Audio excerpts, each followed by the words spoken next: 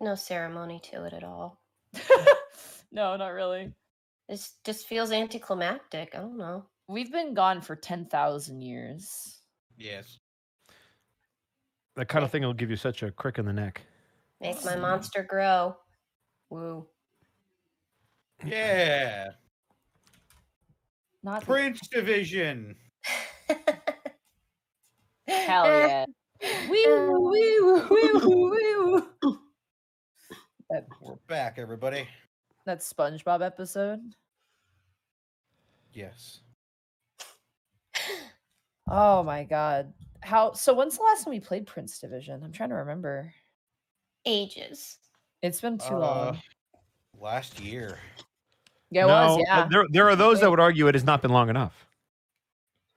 Most people aren't valid and we don't like them. Well, I say we, but mostly me. Was it the 11th? 11th sounds right. Yeah. We were supposed to play on December 18th, but we had to cancel due to me. Yeah. 2 weeks prior. So the 4th. Yeah, the 4th of December is the last time we played Prince Division. It's now the 15th of January. Haha. Oops. But we're back. I hope no one forgets anything. Mostly me. I'm a little scared that I'm gonna forget things. But we are. I gave you my resource stuff, right? Yes. Shifty eye, shifty eye, shifty eyes. I had very specific visions for the outfit. Oh yeah. That's right. But we are back. Connor, do you want to take it away with introductions? Also, please let us know if Connor is too quiet and I can try and make him louder. I will start screaming. And never stop. Oh, I need to open Streamlabs. The only thing it's fucking. He's low. For... He's a touch low. All right. A touch is fine. A touch is fixable. Give me a second here. I'll bumpus my gayness. There we go. Gayness the mainest. All right. I have bumped him up more. Is he good? I shall become Gayness Maximus and destroy the world. Still low? Well, wait. Give it some time. Okay, Zenlita says it's good, so I trust Zenlita.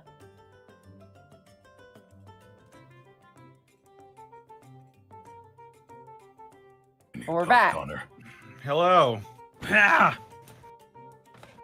Need to open Streamlabs. Reading off bits is the only thing it's good for, and it's not even that good for that. Poem's good. I Fuck just you, checked on my end stream. Yeah, it sounds fine now. All right. Let's go down the list and introduce people. Bosco, are you here? Uh-oh. Bosco? Yeah, no, I'm here. Oh. Where can they find you and what are you up to? They can find me on twitch.tv/Arcolf, where I stream Final Fantasy XIV. I've been powering through the new expansions. I've taken a little bit of a break because my voice has been hoarse because I've been doing the responsible thing and getting pinched with a needle and being filled with goop. And so when I become Ethan Winters, I will return to streaming. So keep your eyes peeled for that. You can also find me on Twitter @Arcolf. It's messed up doing that to him when he doesn't have the energy to backtalk you because of the boop. It's mean, Bosco. He said, hey, I need to save myself. Would you mind shilling me? And I said, I got you, buddy. And so there you go. It's Whoa. Whoa, Arcolf, don't talk, man. You just calm down. God damn My it, goodness. Bosco. Yeah, it's all good. But yeah, twitch.tv/Arcolf. Yes. Sarah, where can they find you and what are you What the fucking? I got skipped? Well, I'm not going down the line. You usually need time to write your intro. No, there's no intro for Prince Division. What? Don't you understand we're on the B show? Monty doesn't give a shit. No, we don't need it. We don't need it. Twitch.tv/theunexpectables right now. I swear to God. So Sarah, where can they find you? No, fucking come on! I had an idea. Throw me a bone. Monty, where can they find you? You can find me at twitch.tv/Edward Bosco, where I'm streaming. That's all she Halo, wanted to do. That's all she and wanted to do. Also, I'll allow it. probably sports? I haven't played a sports game in a very long time, so you're wrong. Wow, so don't follow me because I'm not even that consistent with my character when it comes There you to my go. streams. Not even that consistent. Don't follow him. Piece of shit. Inconsistency. I also probably voice acted in something that Monty likes. So, you know. But Monty doesn't like a lot of stuff. Check that out. Yeah. Hot damn. Sarah, where can they find you?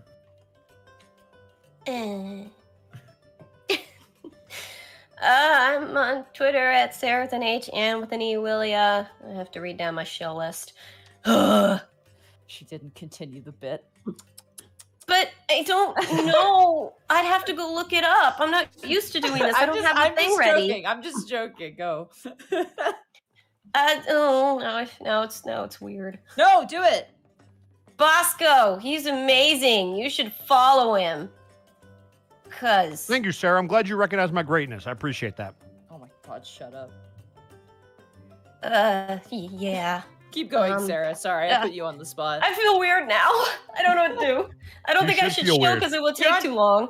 You're on Twitter. No, tell us, because we you know, I can shill later. I'll shill later when it's not weird. Thanks, Bosco. You're welcome.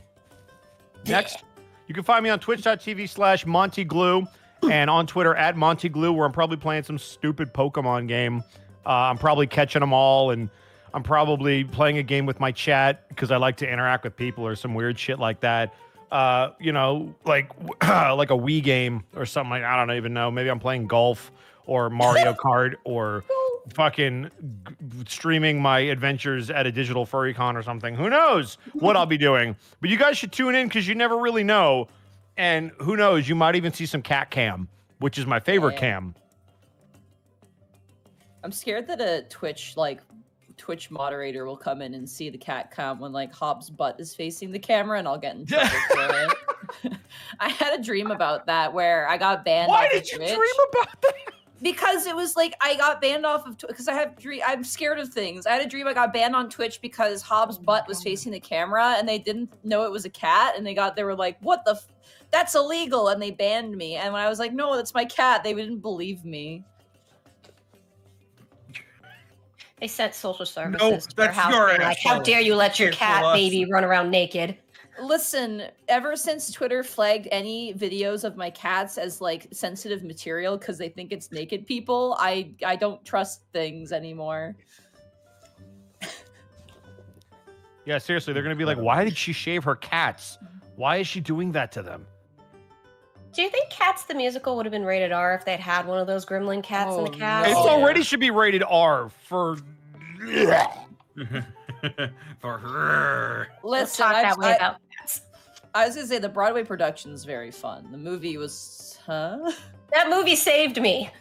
You don't I talk. just wanted to I see won't- Idris Elba as a naked cat. Let's be real.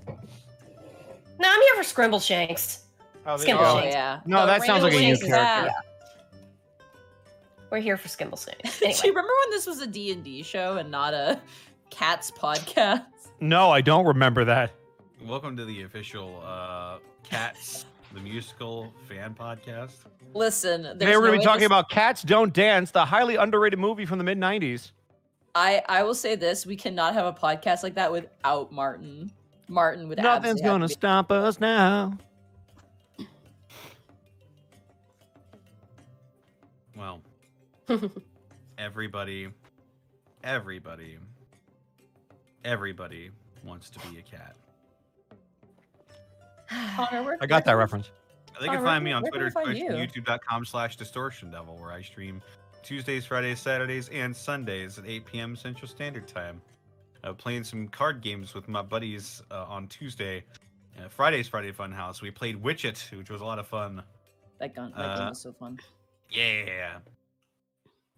Saturday, before this or Gateway, I'm playing Yakuza 5 Remastered. And Sunday, I'm playing the Banner Saga. Also, be sure to check out the newest updates from Dead House Sonata over at deadhousesonata.com. They got some fun stuff coming down the pipeline, some interesting fan works as well. And also check out my DM's Guild, where I just released the Warpath Barbarian. Yeah. If you want a Barbarian subclass that lets you utilize your rage bonuses for ranged weapon attacks, then check out the subclass, the Barbarian Path, that was inspired by John Wick and Die Hard. And speaking of Die Hard, tonight's programming is sponsored by Die Hard Dice. I felt that lunge. Hear that quality? Do you hear that quality, chat? That's right. Now you too can roll your dice into the microphone with Die Hard Dice for all your dice and dice accessories needs. Yeah. Head on over to dieharddice.com. Then they're back. They're shipping now, right? That's right. They've started shipping again. So now you can get a hold of your brand new Die Hard Dice sets. Yeah. Anywhere from 6 to 12 months with supply chain issues. That is- But Ooh. what is guaranteed is the quality of these dice. And what is also guaranteed is that if you use the code UNEXPECTABLES, you can save 10% on your order at dieharddice.com. Is that with an exclamation point at the end? That is correct. Unexpectables! Yeah. Exclamation point.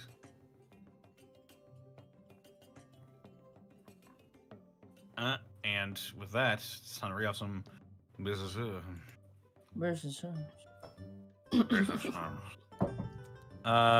Rippington, thank you for the 20 months. Arcolf, thank you for the 16 months. Thanks, man. Oh, you know Talbs, that guy. thank you for the 22 months at tier 2. Zenlita, thank you for the 21 months. I can never say 21 the same way again. Masamune, thank you for the 12 months. Hulksternator, thank you for the 10 months of Prime. Harmless NPC, thank you for the 22 months. Bill MSU, thank you for the 19 months. Jinty13, thank you for the 10 bits.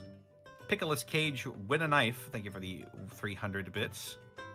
Lord Salix, thank you for the 30 bits. Game Master Ant, thank you for the 500 bits. Kicks down the door. Prince Division, keep your hands where we can see them, and nobody move. Storm Fox 116, thank you for the 20 months. It's been a month. Came to say hi before I go cowboy in my Saturday game. Ooh, interesting. Yeehaw. Yeah. Drago Soon, thank you for the 100 bits. Onwards to more busts. Indeed. Random Man, thank you for the 22 months. Vonavon, thank you for the 20 months. 20 months, what? Venmaru Karos Corwin, thank you for the 120 bits. Greetings and salutations, officers. Today's the big day. Also, question for the DMs. Do you practice at all before sessions to get into character, or is it mostly off the cuff? I talk in the mirror sometimes. I read things in character dial and characters' voices. Oh, that's a good idea. I should do that. Yeah. I'll do this voice for the ghouls, and then I'll completely tear my throat up to be ready for the session. Moderation, man, moderation. Yeah, I don't also tell me what to listen- do, smooth skin. I also like to listen to music too before we start.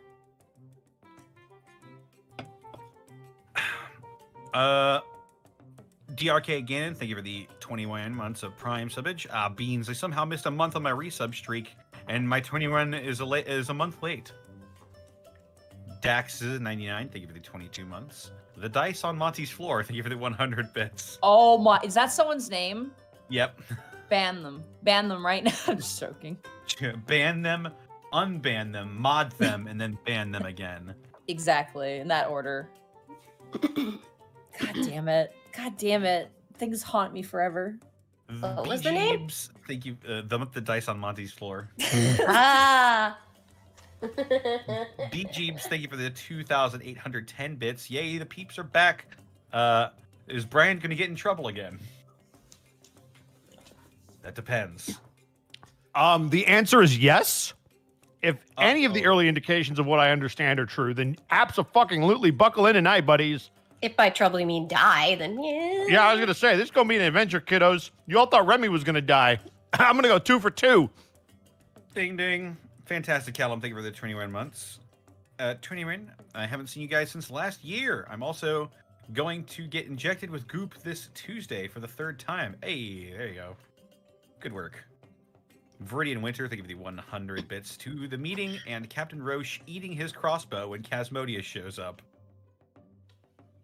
Cosmosis45, thank you for the 200 bits. I don't think it's wrong, but it feels kind of funny that I've started imagining Mama Rugigi is an orc version of Lady Dimitrescu. A little bit, honestly. The hair is, she's got more hair though.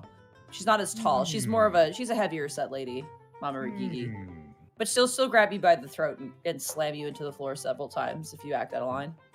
Nice.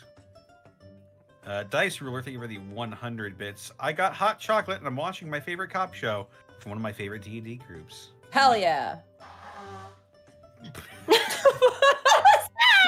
What was that? Is that you? Blowing their nose in the distance. That was Bosco, I'm pretty certain. Oh. I've been muted this entire time. Everything is about timing, folks.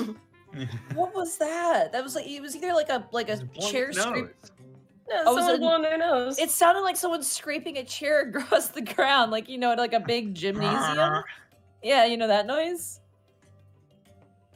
I was teleported back to like high school for a brief moment there. Burnout Vaughn, thank you for the 22 months. I wish I could not follow Bosco, but I have to mod his chat. Suck it, nerd. Gauss21, thank you for the 9 bits. If a paladin does a front-forward dive, are they a holy diver? They gotta get away. Honestly, I'll give you props for that. I like that. Holy Diver. It's a great song. If you see his stripes, then you'll know he's mean. Connor, you have also a 2 rock more shot. minutes. We'll be fine. Okay. Stellar Coyote, thank you for the 100 bits. Previously on the Prince Division. Michael, you two. I want you on your best behavior while I'm gone. Kobe and Sophie exchange evil grins. Cole Vach, thank you for the 445 bits. I finally get to watch you guys live. Hope this session will be fun. Weed Pixie, thank you for the 2 months of Prime subbage. Hi guys, first time actually being able to catch you guys live. Just wanted to thank you all for your excellent storytelling and helping me through my new job as I've been working 10-hour days on top of roofs for the past year. You're all amazing actors. Oh my god. Jesus. I'm glad we could help you through that. I couldn't even imagine. Always wear your safety gear. Safety glasses on. No, I mean like harnesses. I know I've known people who've fallen off in construction, so always wear your harness. Always. Always wear your harness. That's important. I can never do work like that. I get super bad vertigo. Midnight Kitsune of the Moon, thank you for the 16 months. I'm back. Werewolf in a Speedo, thank you for the 100 bits. I guess it's time to meet the people that run the city, also known as the Madhouse. Hail Hydro, thank you for the 10 months. Holy shit, it's been almost a year. I love you all. Weed Pixie, thank you for gifting 2 subs to the community. Big Bad Shadow Man, thank you for the 22 months. Is it weird that every time the party talks to a member of the Orc Mafia and Monty doesn't describe them, and my mind just imagines a different incarnation of Wilson Fisk but green and with tusks? I don't know who that is.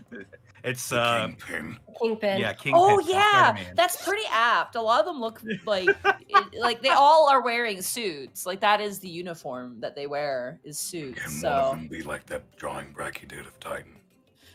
oh my god, like really square. It's kind of what Yagnar looks like, to be honest with you. He's rather God. squat, but anyway. Scat Flipsa, thank you for the 4 months of Prime subbage. Cats. Skyrim Luigi, thank you for the tier 1 sub. I'm the pocketed baby, thank you for the 15 bits. Well, Did you hear about the restaurant on the moon? I heard it had no atmosphere. God, Man, damn it. I've used that joke so many damn times. Come on It's now. a double whammy. The name and then the joke is just like, oh my god. Norviticus, thank you for the 100 bits. I was half expecting Rabbit to blow eardrums out when the sponsor was mentioned. Ah, yes. I feel like at this point, Signature Connor, you should move. just record. You should just record him doing that so you have it on your soundboard. And then just a glass shattering against a wall. And you can just play it now whenever we do it. Does he scream about Die Hard Dice on He your just gateway? screams, He "Die just Hard says, Dice!" Die Hard Dice! And then he throws a glass at the wall. Oh my god. Yeah, I imagine Diana I need calling us up and being, can you stop, please? But Steve That Anders, sounds- thank you for the 22 months. God, I love Rabbit. Munchie Monster God, thank you for the 7 months. Hey y'all, I'm in deep in the possible vampire case, and we'll be caught up in roughly a week or so. Have a good night. I'll catch you in the VOD. One sorry. Sweet Girl, thank you for the 4 months of Prime subbage. Can't wait for more Prince Division. Been listening to The Unexpectables for what feels like forever to try and catch up. I'm up to episode 140. Ooh. Vorpal Song, thank you for the 21 months. Blackfoot Ferret, thank you for the lead bits. And now back for another episode of Living with a Fey Dragon. Cobalt Centurion, thank you for the 15 months of Prime subbage. Welsh 93, thank you for the 22 months. May your rolls be benevolent. Shelby Hedrick 96, thank you for the 2 months of Prime. Have fun tonight, guys. Let's see where it goes. And Pagliac Siavdon Doom, thank you for the 100 bits. It's Pagliacci. Oh, Sad clown. I see. Pagliacci Von Doom, thank you for the 100 bits. Caught Sarah and Kakiguri, new level of appreciation for her versatility. Oh, that one. Sub Meow Sheen Gun, thank you for the 18 months. We're getting the first snow of the season here, so I get to get cozy. What do you and curl mean up. the first? I hate you. Sorry, Monty, I'm so sorry. It has been 50 degrees or higher. The planet is on fire. Dude, we had -41 like couple weeks ago. It's We're not like trying, but the rich don't believe us. Sorry, I just had to get mad. I'm just like, man. Continue. Sorry. Kayute, thank you for the 1,700 bits. Finally managed to drop my Christmas bits for you. Thank you for the great time last year, and now to catch up on my own campaign. So much running, and that's all we got. I also sub Meow Sheen Gun. I don't hate you. I wish that we could trade. Alrighty. Wow, it's been so long since we've dived into the Prince Division. I just like Time for shenanigans. it's time for shenanigans. Okay.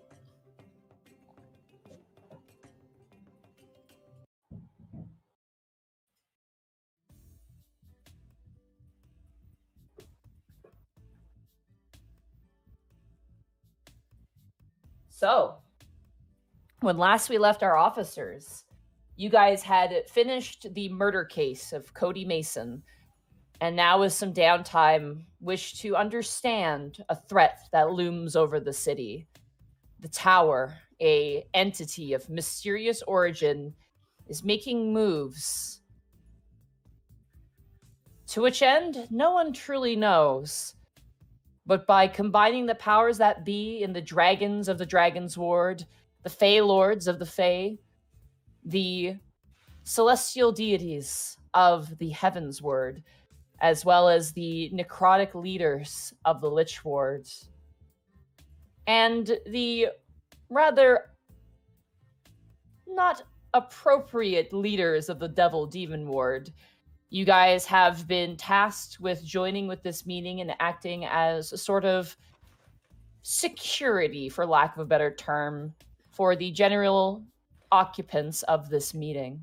So, as you guys make your way in a brand new vehicle, provided again by the police station, you guys actually have a new vehicle, multiples now. You have an improved van now.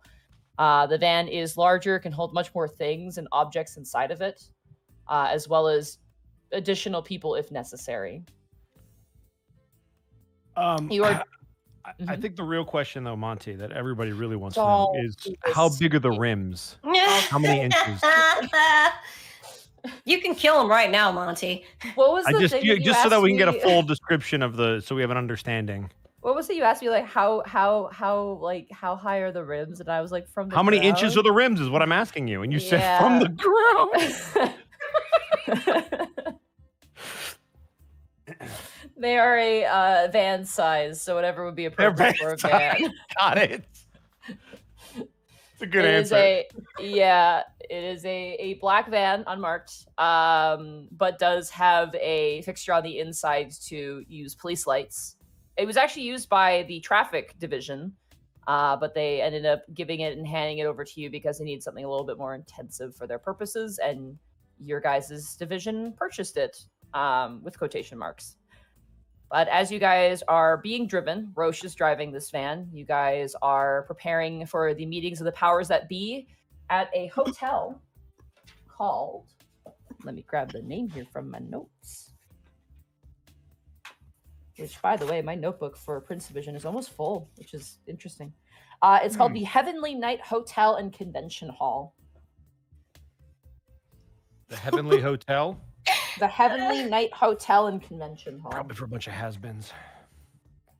I love that little "and convention hall" tacked on the end of it. It's so Midwest. It's very Midwest. Yep. The Heavenly Night Hotel and Convention Hall.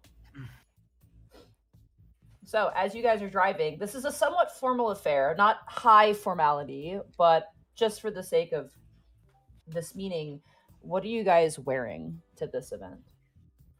Monty, I believe if you look at your messages, you will see that I have already sent you copious amounts of reference images as to my outfit. Sarah, this is not Strixhaven, you dork. Let's just say, Gibby gonna look good. Would you like to describe Gibby then, and how she looks good? Gibby has gone for basically a sort of waistcoat, trouser, business trouser look with not heels, but something that looks really nice shoes, and a little tie, but no jacket, and they're pinstriped colored. And the shirt is not white, but more like sort of a light bluish to go with it. I really just like that look, and I was like, oh my god, I want Gibby to wear that. Very nice. Tanis, what are you dressed like? Tanis is dressed in a sort of a gray suit with green dress shoes and a slightly unbuttoned green dress shirt underneath, sort of a jade green underneath that is unbuttoned just enough to where his chest tattoos sort of peek out from underneath. The sleeves are rolled up and his hands are taped up. Okay. Are you wearing your sunglasses? Oh yeah. Hell yeah. All right. Khel, how are you dressed up? Do you remember that outfit Miss Goldie made for Khel? Yes. That? I can't Awesome. remember it. It was a suit, I believe, but even had a tail like sleeve to it too, which was really cool. Mhm. All right. And then Bryant, are you dressed up at all? Yeah, have you ever seen Blade? Yeah. Yeah. I knew he's gonna wear a trench coat. I know who Blade is. Trench but I've coat, never- body armor. He looks like he's going to war. I won't lie. I know Blade, but I've never seen it ever. I would definitely recommend watching it. I haven't seen a lot of movies. I'm a very big disappointment for many people. Alrighty. Lucy is also joining you guys. She is wearing a very nice black dress with flats, not heels. And Roche is wearing a like a gray suit, like that is probably from a wedding at some point, you imagine. That he hasn't probably worn in a while, so like the jacket's a little undersized, but it works. He's such a dad. Yeah, it kind of is. As you guys are on your drive, Gibby, king, you get a text message. I will check that. One more thing, actually. Just because it's a small thing, and I would have done it before we came here. Now that I am a level 6 Kensei monk, I can choose one more weapon to be proficient with. That's so right. I yeah. would like to pick up a longbow. Sure thing, absolutely. It- It's not it'll like be- it's not like a fantasy longbow, like a wooden longbow. It's like a I'm metal. imagining like a composite longbow. Mm-hmm. Very nice, like 4-pronged kind of like longbow. It's very, very cool to look at. There we go. All right, And how many arrows would that come with? 20. Okay.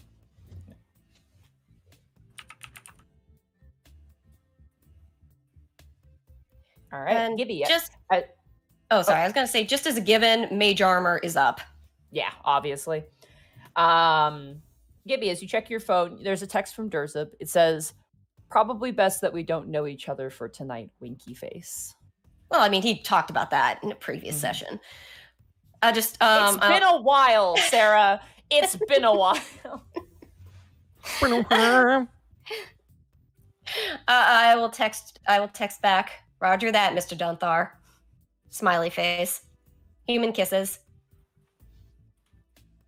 There's no response. You get the sense that he's probably a bit busy. Khel, you get a text message as well. King. What's it say? It's from Ivan. Fun. I'd like to hack the phone. He messaged you and said, if at all possible, could we keep any white dragon involvement on the down low? Khel will respond with, my mouth is sealed, but I cannot speak of the other officers. For the other officers. Okay. There's a bit of a pause. You get a message back. King. It says, you may want to advise them to do the same, lest the other dragons find out about a weakness in my armor. The last thing we need is an ancient being overthrown in the midst of this mess.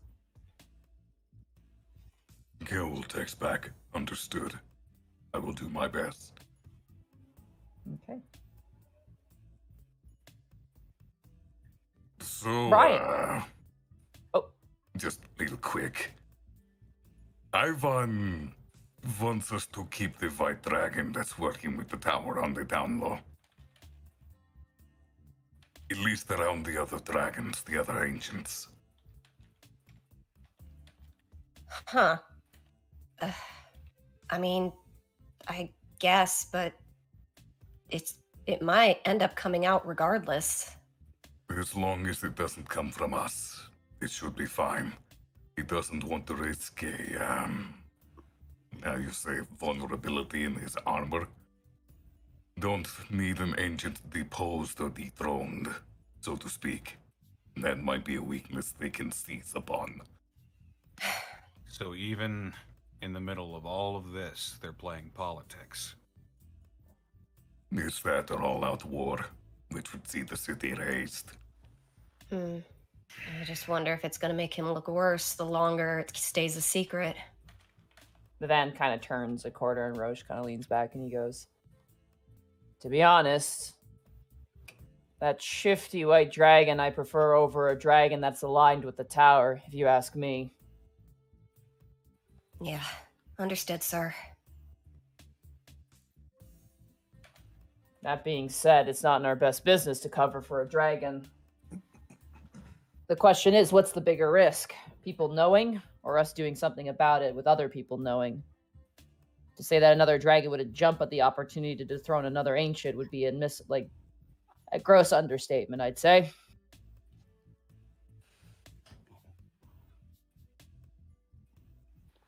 If it's not going to hurt anyone to keep it secret, that's fine, but if it's the information that's going to help us against the tower and it needs to come out, then I don't know. Or if it puts someone in danger, you know what I mean? We may have to find other avenues to get that information to those who wouldn't take big advantage of it. Individuals like Rigagon, for example, or even your boyfriend's boss.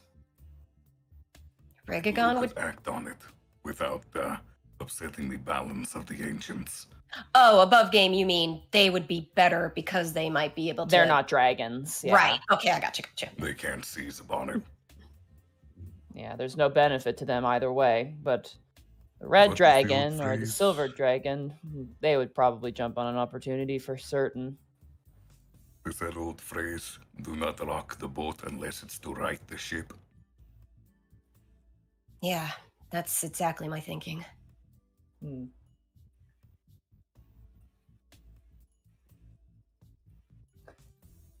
Bryant, your phone goes off. Oh, good. It's from Kostemeyer. I'm sorry, what? It's from Costomeyer. She has her number. I know she has my number. Why would she text it? What does it say? It says, good luck, bitch. Man, fuck this bitch. I'm gonna text back. I don't need luck. I got skill, bitch. There's a response going, he left about 5 minutes ago. Watch the skies.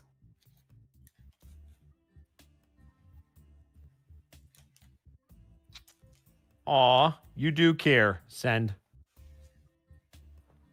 Response very quickly comes back. Taryn told me to text you, fucker. No, she didn't. And you don't listen very good to her anyway, period. I appreciate it, period. There's a pause. Yeah. And then you get another text back, but it's not from Cosmar, it's from Taryn. And it says, I'm the one who told Cosmar to text you, fucker. She said the F word. She sure did. If you're going to fake a text, you should maybe not curse.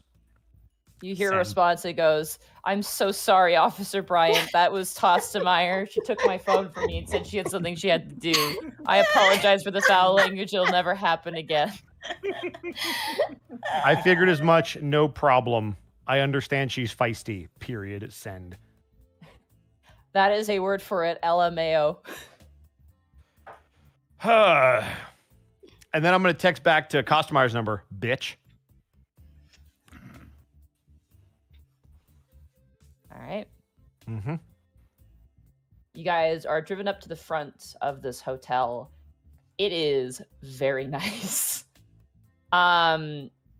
It's less intimidating than Baron Dramar's place, because Baron Dramar's is just this monolithic thing. This is a more almost castle-esque sort of oh god, I went to art history, and I forget a lot of the stuff about the architecture. So any architecture students or anyone who does architecture in anything, I'm sorry. Kind of very Victorian-esque sort of architecture mixed with sort of a European castle style motif. A lot of whites. Gothic. Yeah, very, Gothic, but more like white, almost parliament-y, like parliament building style. Oh, Greco-Roman. Yeah, it's kind of like a blend of the two with a more modern flair to it, obviously to fit in. But it is a very nice place. And as you guys drive up and park, you guys exit the car. And you currently see in the far distance, currently landing off on a certain area, which is interesting. They actually have a specific, unique landing area. You see a massive, ancient black dragon just coming to the ground and their form just disappearing closer to the building on the right side of the building, whereas you guys are entering from the front.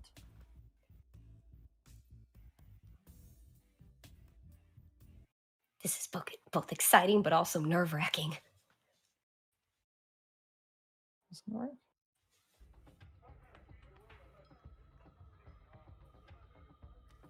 That works. All right, so what do you guys do? It's like, speaking of Blade, this seems like the kind of thing that would play in that nightclub scene. Sure does. Before we do anything, have you clicked back onto Wallfly? I Just in did, yeah. case. Yeah, Wallfly's up. Oh, I'm so sorry. I hate to do this in the middle of the session. Brett, thank you so much for rating us. Brett Ultimus just rated us. I saw. I was Huh. looking around and I just saw that. Hi, Brett. I haven't seen Brett in ages. I know. Brett. To kidnap him in LA. All right. Yes, we should be at Wallfly, so everything is visual at the moment. So, as you guys stand out, it is a pleasant day. It's the summer, so it's not that bad.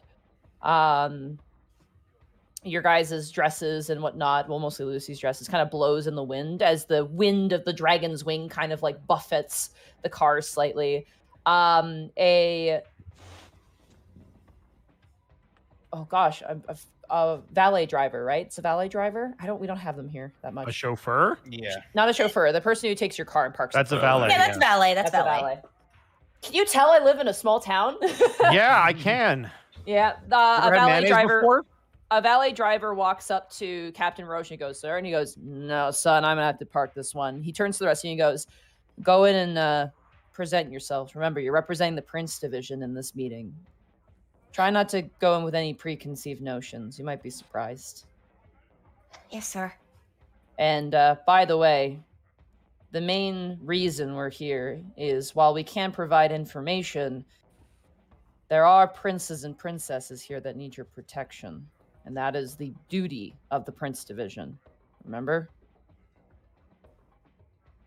Of course. Yes, sir. All right, I'm going to go park the vehicle. Lucy, keep him out of trouble. And she goes, yes, sir. Wait, Monty, above game, isn't this the car with Timmy inside it? No, this is a different van. They didn't bring Timmy. Timmy's alone in the garage being like, honk. Sad honk. Yeah, your chariot, your living car. Yeah, because there were more people, and who knows whatever reasons that Roche was wanted to bring the vehicle. The van was brought instead. But you guys are standing in front of the front entrance of the Heavenly Night Hotel and Convention Hall. It has a set of about seven doors. There's like a big set of double doors in the front and then smaller doors on the left and right side framing the rest. And you do see some people kind of coming and going. But most of them seem to be more upper class, sort of businessy types. You see like a gentleman, an elf in like a business sort of tie and suit combo kind of leading on a piece of luggage down the steps over towards a taxi. He goes, it's a taxi, and kind of runs out. But do you guys enter? What would you like to do? I guess there's nothing else for us to do, but I'd like to put on my sunglasses before I go indoors.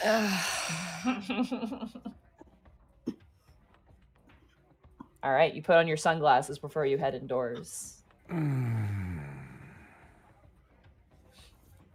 gonna walk in. Through the double doors. All right. I'm gonna walk in. I'm gonna walk in through the double doors. You do so, and as you walk up and push open the doors and make your way inside, immediately the largeness of this sort of main lobby area really catches you. There are support beam pillars that have these really, really beautiful, intricate dragon patterns on them, which is weird because you're not in the dragon ward.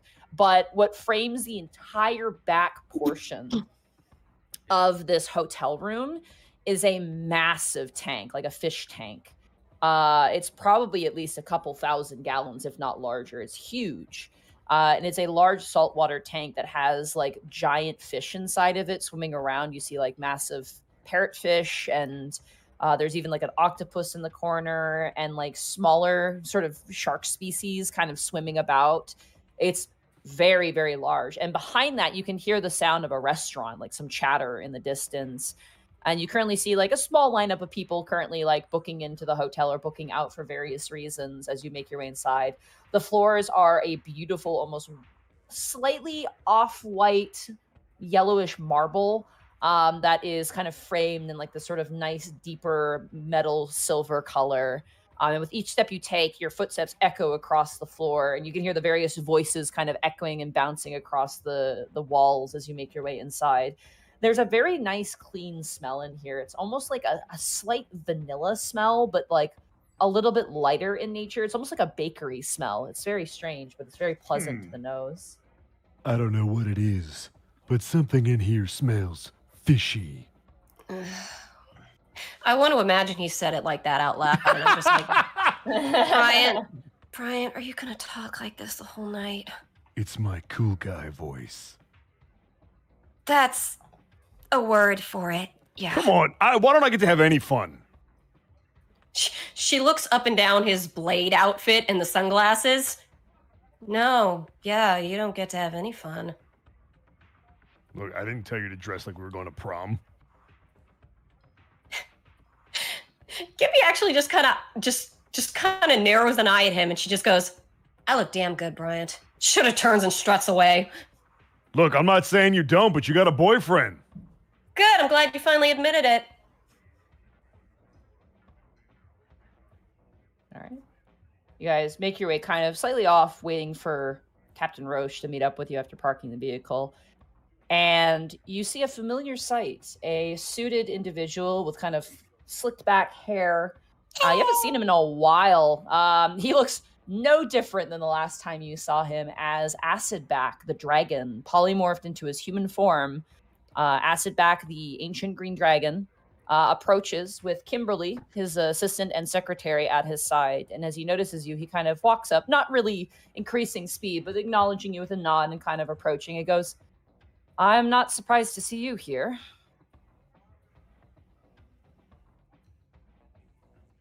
Acidback? Well, Ma'am?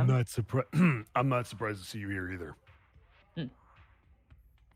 I take it that Costamar may have given away my position. I don't know. Kind of gives us, he gives this like cornered smile that has a bit of a twitch at the end of it. Yeah, I don't know what you're talking about. Well, I am at ease to see you here. I've been told that you're going to be in charge of security in regards to the guests that the dragons intend to bring along with them for this venture. we are the Prince Division, after all. You are, and I hope that I can have faith in you. Just nods. Taryn is doing well. Oh, good. Her schooling has been challenging based on what she's been telling me, but I have the utmost faith that she can complete her job as intended. That being said, and he kind of scratches the back of his neck, and you watch as Kimberly is like part of the conversation. She kind of turns around like, oh, this is a private conversation. I'm just going to do notes over here. Kind of turns back to you guys and goes, I don't think she likes me very much. What, Taryn? Yeah. Well, I don't think she would be living with you if she didn't like you, sir. She just doesn't talk to me, really. I feel like I'm doing something wrong. Looks to the others. I don't think you're doing anything wrong. I think she's just, she's with Kostemeyer, and the situation's pretty tense right now anyway. You could ask. That's right, I can. I didn't think about that. I forget, humans very much like to communicate in that sense. I should probably give that a try. I just thought by letting the little one stay with us that she would just like me a bit more. I thought it was significant for her, but I guess it was more significant for me. Anyway. Well, it did wonders for Kostemeyer, so... You see him just kind of make this face, like, Yes, she's got life in her, unfortunately. But it is nice to have an extra pair of claws around, I suppose. As far as green dragons go, she could be a lot worse. Also could be a hell of a lot better. Anyway, I should probably go and... What? Just saying, fucking charmer yourself, Jesus. Right. Funny that a lot of dragons would probably agree with you on that one. Anyway, I should probably make my way to the convention chamber. It's down that hallway when you're ready, but introduce yourself to some of the guests. There may be other dragons who may find you interesting, and they may want to feel secure in their putting their trust in you. Take care, officers. You watch as he walks off, and Kimberly follows, and just kind of gives you a bit of a nod, and she kind of continues on her way as well. Holy fuck, are they all that stuck up? Bryant, we've known Acidback for a while now. Yeah. I still don't like him. Well, thinks back to her conversation with Etang. Apparently Acidback is a bit of an oddity among the dragons. Okay.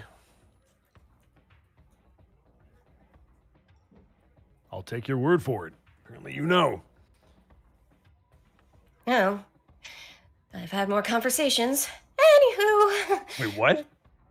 She just leaves it on that. Wait! Hey, you can't just... As you, Bryant and Tanis, you're standing there, you hear a voice kind of chime in behind you. Trinity Punk RB14s in the summer collection? Slow turn. Yep. Over the shoulder. Very cool over the shoulder turn. Tanis and Bryant, as you guys turn around, you see a tall, young-looking man. This is gonna be hard for me to describe. He's got like wavy black hair that looks really good, but like he's not trying to make it look good. Like it just naturally falls very, very nicely. He's got a bit of a scruff around the chin, darker complexion, like this kind of. I hate to say it, like, have you guys seen Theropod's hair? Like how it's that beautiful kind of wave? Yes. Yeah, it's like that. I can't wait for him to hear this fucking episode. He's wearing like a leather jacket, but underneath is like a suit sort of like motif to it, and he's got like these really nice pants, very designer looking. It's a kindred spirit for Bronte. Design a dragon after Thero. That's the best. No, he doesn't look exactly like Harrow. He just has similar like kind of like the really nice kind of hair that Thero has as well. He looks like a model. This dragon is such a dork. Does he draw other dragons? I can't believe Thomas Wraith is in the Prince division, y'all. Do I have to look that up? Hold on. Maybe.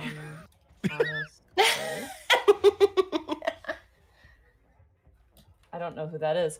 Yeah, he's very handsome looking. Like he looks like sports. You could see him in a sports car. This is kind of the vibe you get.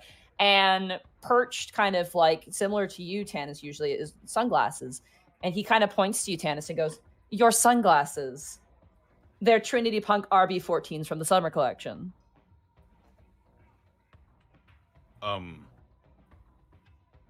I sort of like take him off and look at him to see if there's like any iconography to confirm his suspicions. There is nothing. There's like a little like logo image, but it doesn't give you any details. And he kind of sunglasses Khel took from the Medusa to give to Tanis.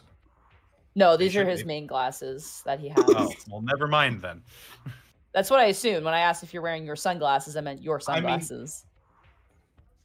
I see. Mm-hmm. I'll have the other pair on me then, just hanging from my dress shirt pocket. Mm-hmm. And he points to those and he goes, "Those are very nice sunglasses. Not the Medusa ones, but the normal ones you usually wear. They're actually out of production now, so that's a rare piece that you have in your collection." Oh, great. Well, I guess I can't go around breaking these ones then. Honestly, I'm surprised that an elf would want to wear these glasses. They don't fit very well on the type of ears that you have usually. Don't you find that they chafe a little bit on the sides when you wear them? They're what I'm used to. If I could make a recommendation, and he pulls out like a business card and begins to scribble it down. If you want a very comfortable sunglass that is also it's very nice on the face, even when you're moving, the Ray Shady signature all seasons, the Black Glacier Mark sunglasses are very nice. They fit like a dream. Most young polymorph dragons like to wear them. Huh. Brian's just gonna blink at Tanis. All right. He turns towards you, Bryant, and you're like wearing sunglasses too. He goes, "Oh, Van Ro's 9014s by Warren Parker. That's an old series, but they tend to make plenty of versions of that one every year. It's a nice mold. They keep making them. I wish they would make the frames a little bit more sturdy, though." Yeah. Durability, bro. Durability and style, important. I'm so sorry. Where are my manners? My name is Brimrend. Pleasure to meet you.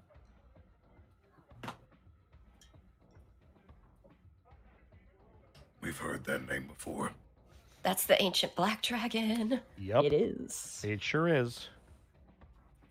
I'm the owner of Black Label Banking, and I believe you're part of the security detail, if I'm not mistaken. That's correct, sir. Prince Division, if I recall. You do good work. I appreciate that. Mm-hmm. Oh, where are my manners? This is my personal assistant, as well as my own personal security. And he kind of points over to a gentleman behind him. This is Derek Guan. You watch, he's wearing very nice sunglasses too. Like they're kind of like a smaller set sunglasses. Love the motif. And he's wearing like this like tuxedo, like black slick tuxedo goes all the way down. His hair is kind of short with kind of like a bit of a peak to the front of it. And his arms are kind of behind himself, like he's just like holding himself like a guard almost. And he goes, unfortunately, during the meeting, we're not allowed to bring any, friends along, unfortunately. But I sure hope that you and Derek get along. And Derek kind of turns and goes, yes, sir.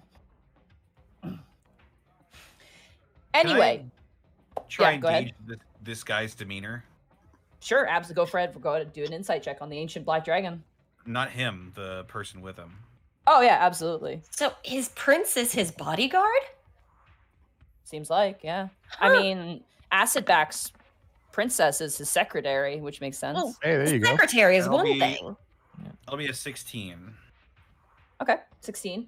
You get the sense that he's more of an extra set of eyes for him. You get the sense that he's like looking around the scene. He's kind of gauging locations. He is acting as security. But, you know, a human compared to an ancient black dragon is a completely different powerhouse. But, you know, doesn't hurt to have eyes on the back of your head. He seems like a little shy, though. You get the sense that he's like, he wants to look good. He wants people to look at him, but he doesn't want people to talk to him. Because you get the sense that he kind of, when he's like pointed out, he's like, gets a little nervous. So is that sort of readable in general? You get the sense when he's acknowledged by Brimren, he's like, oh God, please no. But then the moment the attention is off him, he's like, okay, good. And he goes back to being like a guard. It isn't too strange for a prince or a princess to be a bodyguard. I mean, Gibby's a princess and Gibby's a badass. Well, it just for a dragon, it's like, because usually, you know, you don't expect them to be like bodyguarding their dragon. Then again, the tower has bodyguards too. Exactly. You know, Gibby kind of wants to sidle up to Derek and... Okay. Hello, sir. Hi. Lauren Gibby, Prince Division. Derek Guan. He kind of extends a hand to you. I'll shake it. Yeah, firm handshake. Thanks for the ambience, Bosco. Firm handshake. He kind of like takes off the glasses.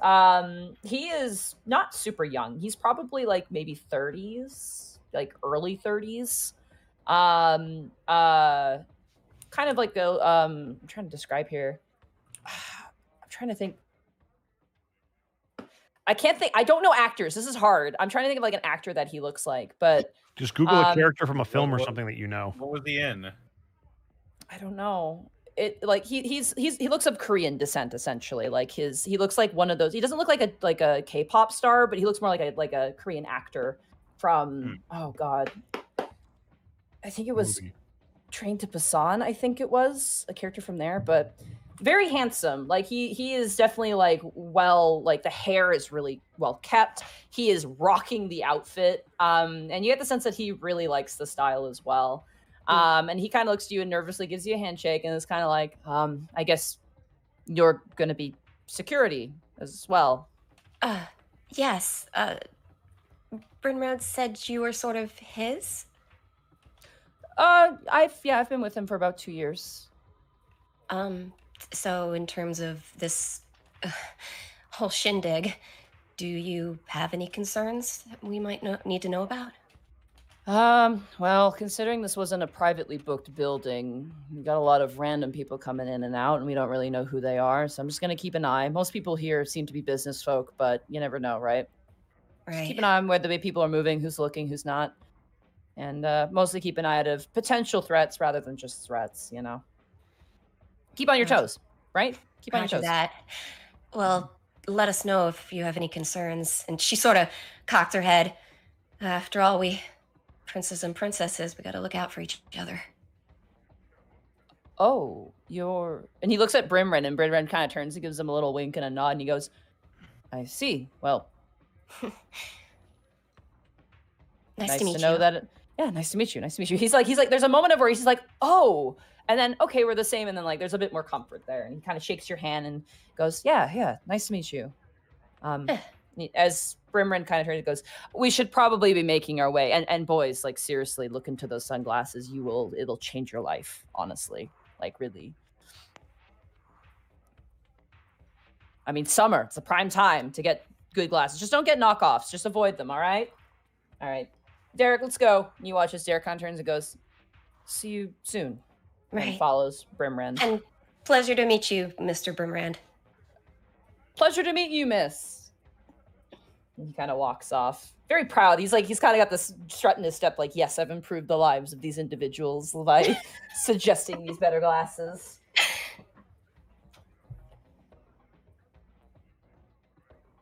You guys wait for a moment. Anything you would like to discuss? Or would you like to let time pass? I hate these fucking dragons. Come on, Bryant. You seemed all right. You like sunglasses, anyway. There's liking sunglasses, and then there's wanting to do awful things to sunglasses, and he is on the wrong side of that line.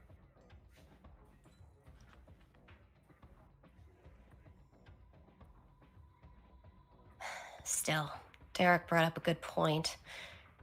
Sort of would have been better if they'd made this a closed party. Just anybody can wander in and out.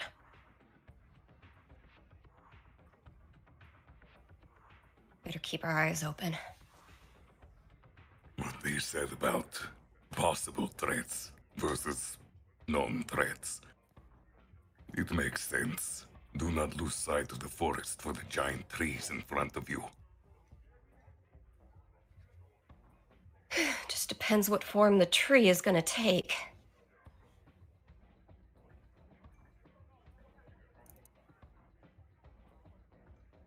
As you guys are standing there, eventually you notice another familiar face. Ivan enters, kind of adjusting his long jacket, and his hair, which is very, very long hair, has been done up into a long ponytail. I'm trying to remember. Khel's the only one who knows Ivan. The rest of us have never met him. You've never met him. He is wearing not a ridiculous outfit. He's actually wearing a very reasonable outfit. It is a similar kind of popped collar cut shirt, dress shirt.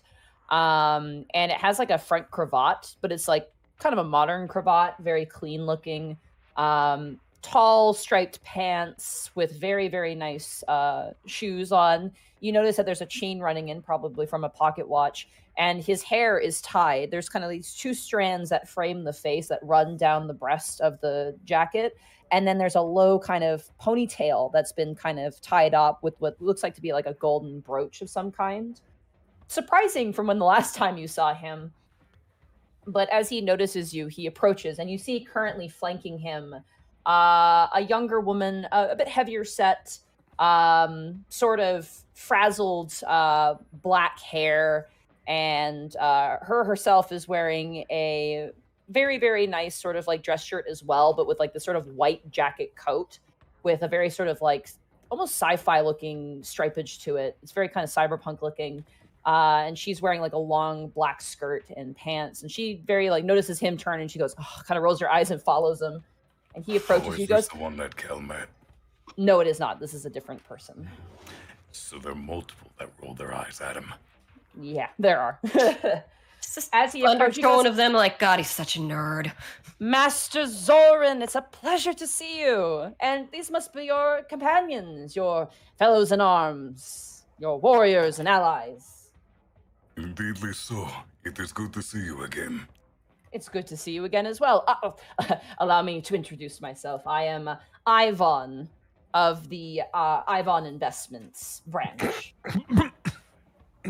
Elbows, Bryant. Look at Samurai Dragoon over here. Would you stop? Pleasure, sir. Lauren Gibby, Prince Division.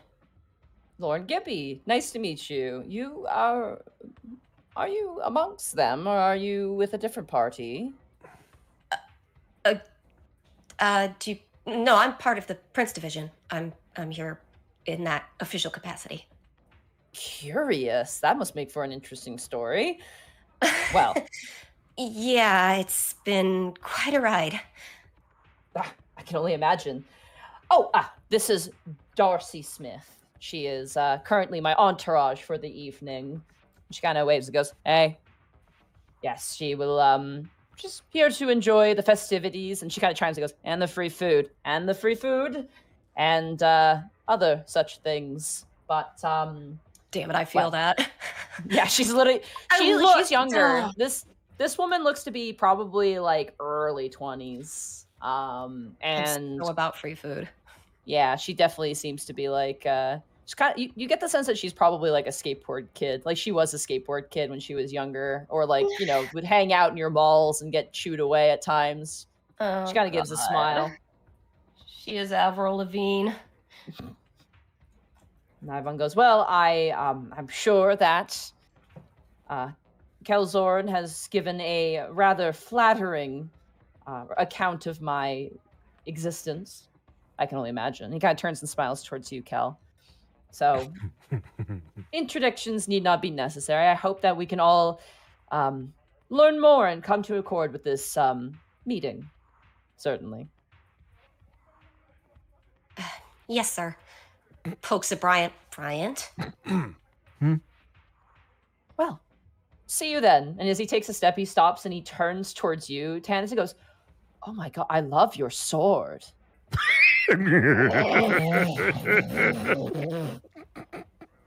Thanks. It's you watch as he's like, ooh, and then you watch as Darcy like just goes up behind his back and just starts pushing him, and he's like, oh yes, I'm going. Fucking. God damn it, Brian, shut up. No, stop. He stopped riding the sword. Shut up, Brian, stop it. We're supposed The to be convention center's down the street, Gibby. Just stop it. Fucking knock him a worldwide over here. Was he, even though he was dressed pretty reasonably, did he have any identifiable like not really Japanese or like anime iconography on him? There was no... Go ahead and roll a perception check for me, as he did stop in front of you to look at your sword. Okay. And for those of you who are joining us for the first time here, Ivan is an enthusiast for anime, so 13. 13, You swear that his lapel pin that he had on his jacket was of a character of some kind. It was definitely not like a formal lapel pin. It was something that wasn't very formal, but it was nicely made, so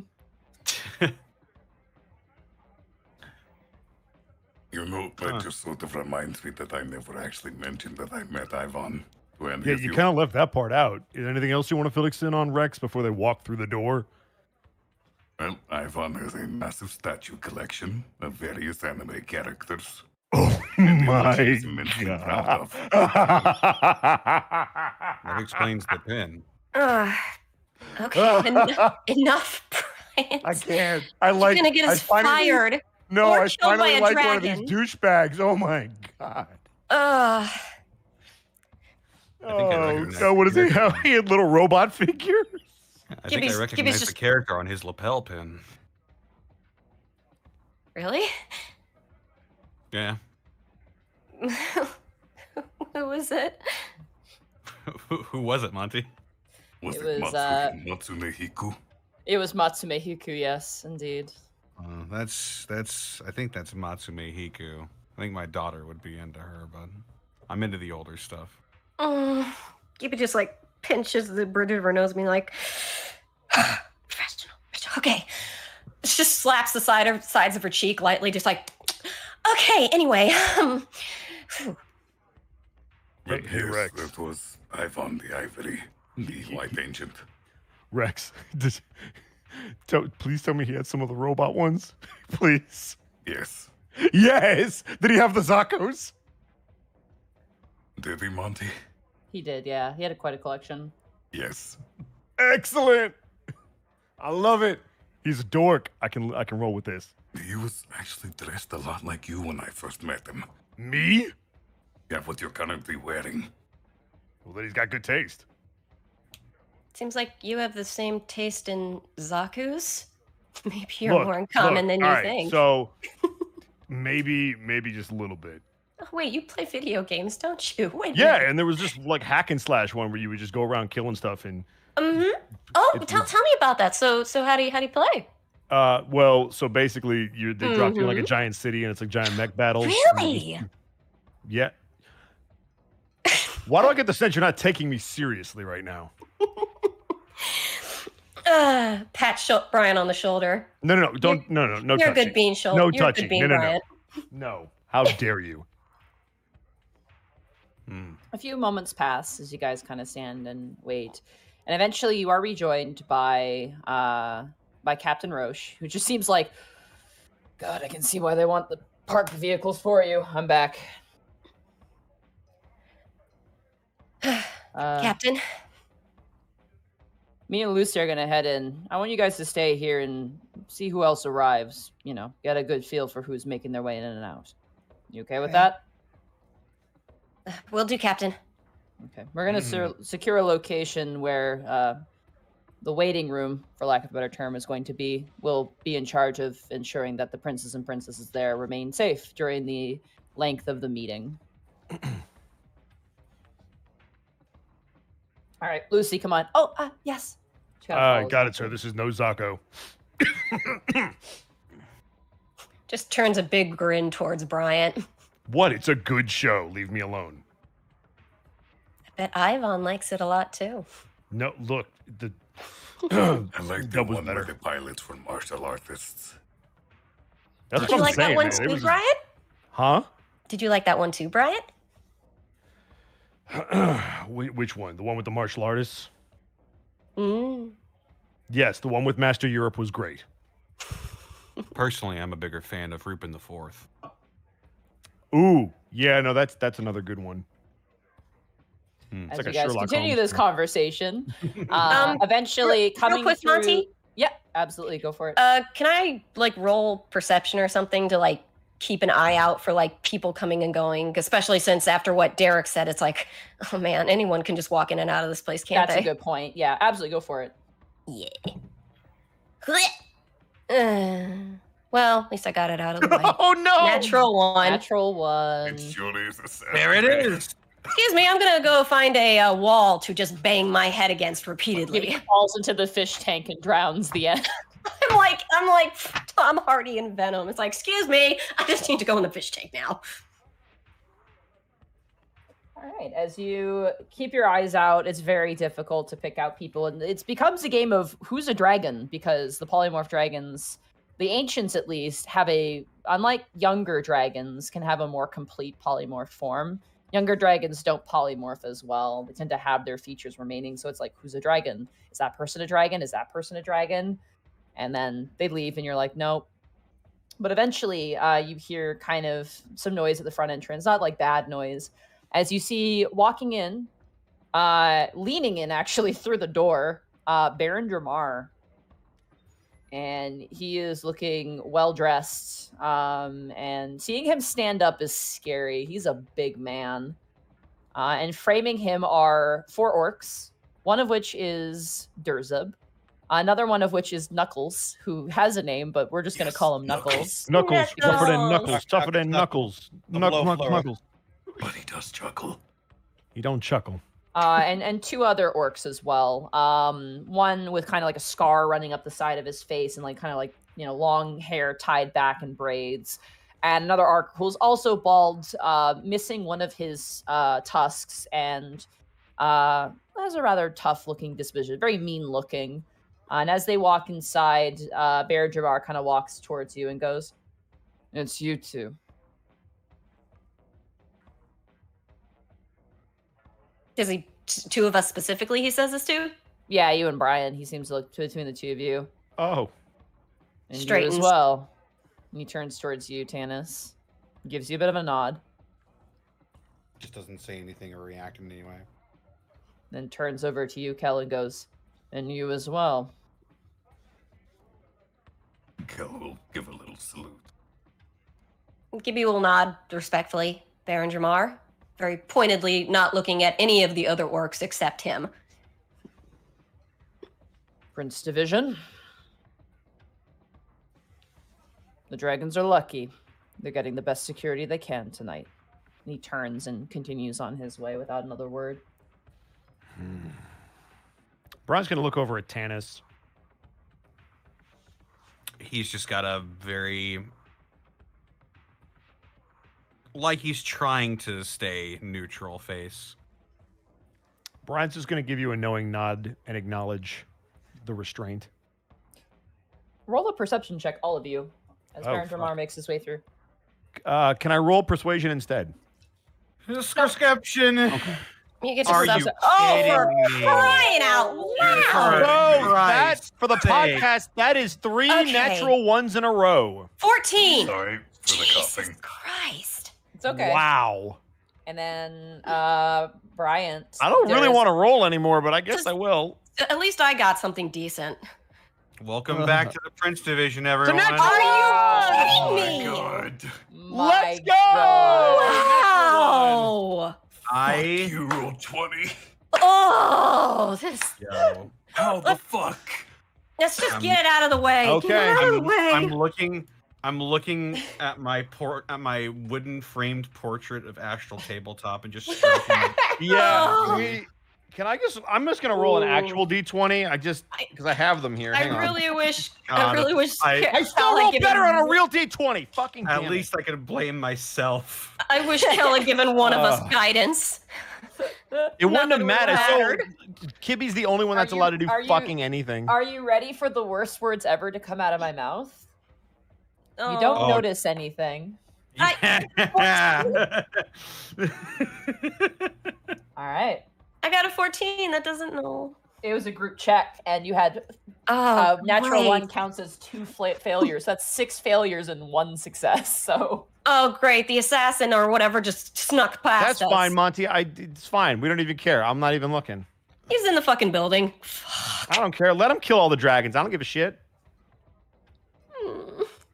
as you guys are keeping an eye out, I just use quotation marks with my fingers. You can see that. You hear a bit of more of a verbal commotion at the front door as people are going, oh, she's here? Why is she here? And like, there's kind of like, is she staying at this hotel? Like, oh, like kind of a crowd beginning to kind of form and like excitedly. And you watch as a woman strides in, and she strides in with an air of, I'm here, you're welcome, sort of air about her. Oh, goody. She is a shorter woman, darker complexion, and just similar to Mama Ragigi, but like a lot of curly black hair that kind of frames around her head, almost like a hood in a way. And she, the way I envision, like she looks like a famous opera singer is the best way to describe her attire. She is wearing a beautiful, stunning, like gem encrusted blue dress that just encompasses her form, and she's wearing like a feather boa of beautiful white feathers that just kind of folds over and around her hair. And on either of her ears are these massive, almost chandelier like earrings of diamonds and pearls and gold. And her eyes are this stunning, striking, deep blue color as she walks in. And standing behind her, taller than her, is a rather like boisterous looking gentleman, similar complexion, darker kind of gray hair, wearing a sort of striped vest with a pant combo. Older gentleman, probably maybe in his like 50s, mid 50s, possibly. And this woman strides in. You hear people kind of wishing, it's Retta, she's here. And they kind of all kind of get excited. And she kind of strides over towards you guys and goes, hello. You must be the security for the night, am I correct? That's correct, ma'am. A pleasure to meet you. I am Retta, Lady in Sapphire Scale. Ma'am. She kind of gives a nod. Who else has arrived so far? Kind of glances at everyone else like, That we know of, Acidback and Baron Dramar. And Ivan the Ivory. I see. Oh, and Brimrend. And Brimland, yes. Oh, good. And I find myself in good company. I haven't talked to Quethel for ages. Acidback. She kind of scoffs at that. Notably, I'm going to say whoever would like to pick amongst yourselves Gibby. to do a Would you Gibby. stop? general intelligence check for Gibby. me. Gibby. Gibby. Oh, it doesn't matter in this case. None of us have good intelligence. You're still higher than anybody. Gibby. At my Also, one? Roll 20 likes you, Yep. Gibby. You guys have cursed her by saying that. Gibby, there's no way you'll roll a 1. It's a lower save, so don't worry. It's because it's Yeah, it's there's just no a way you'll fail. You're splatability good. check. So go No ahead. way. Sure. No chance. Here I go. Here you go. Yes! You can't put an exact price on it, but those earrings are worth probably more than several cars. That is a very expensive set of earrings that she is wearing at the moment. Okay, if More- that's all I'm rolling for. God. That's a 9, by the way. I'm so... That's okay. I don't mind rolling low for that. So we've rolled 116 tonight, a 13, and everything else has been under a 10 except for that perception check that you had earlier. Retta kind of looks you guys all up and down and goes, "Don't be so stiff. Come on. I know you're working security, but you could at least seem like you're having a good time." And the man behind her kind of steps forward and goes, "I think they might be annoyed because they're going to have to spend time with me later." He kind of laughs. She kind of turns and swats at him like, "Oh, shush." And he kind of leans forward and goes, "Nice to meet you." And he kind of reaches out a hand. "My name's Orville Vols." Sorry, what? Orville Vols is his name. That's your real name? Yeah. Did you pick it? My father picked it, or my mom did. I don't know. I'm sorry, dude. Nice to meet you. And what's your name? Are you going to Michael. apologize in advance for it? My name is Michael. Nice to meet you, Michael. And he extends a hand to you. Lauren Gibby. When he takes your hand, do you accept the handshake, Brian? Sure. Yes. Oh, sorry. Yeah, he gives that handshake, that enthusiastic handshake where he like puts another hand over top of like his hand and kind of gives you like an up, like, you know, really gives the mileage out of the handshake and kind of lets go of you and he goes, "Nice to meet you, Brian." "And you, young lady?" Lauren Gibby. "Nice to meet you, Lauren." He gives you another big handshake. So Monty, is he sort of one of those elderly gentlemen that's a little squirrely looking, kind of funny, or is he handsome? He's a little squirrely looking. Like he's got character to him. He's got character to him? It's a trying very to put it in nice my way of head. saying that. He's I'm gonna not use like that. here's the thing. He's not traditionally handsome, I guess, is the way I'm trying to say. But he is good looking. He's just not traditionally good looking. He's an older guy. He's like in his 50s. You know, graying hair in places, sort of like a bit of graying in the beard a little bit. Does he have like flat Bob Ross hair? Not really. That's a little too much. I was wondering if I should picture Rupert Graves in my head because it's just like, man, that really kind of sounds like him. Rupert Graves. You guys He was really learned Lestrade that. in Sherlock. Yeah. No, I'd say he's more like a younger, handsomer, like Morgan Freeman, I would say. Whoa. Ah. Excuse you. Morgan What? Freeman is gorgeous. Yeah, actually, younger Morgan Freeman would be probably really apt. Yeah, and he seems to be having a great time just being along. He's very adventurous, you get that sense. And he kind of turns towards you and goes, turns towards you, Tanis, and goes, "And you, sir?" Viro Tanis. "Nice to meet you. Nice tattoos." He gives you a shake. Thank you. And, oh, who's this strapping fella? I am Khel Zouren. It is nice to meet you. "Nice to meet you as well." He kind of turns back towards Retta and goes, "Retta, why do you look like this every now and again? It'd be the best of both worlds." And she kind of goes, "I can't have ears when I'm like that." And she kind of brings her hands down on her earrings a little bit.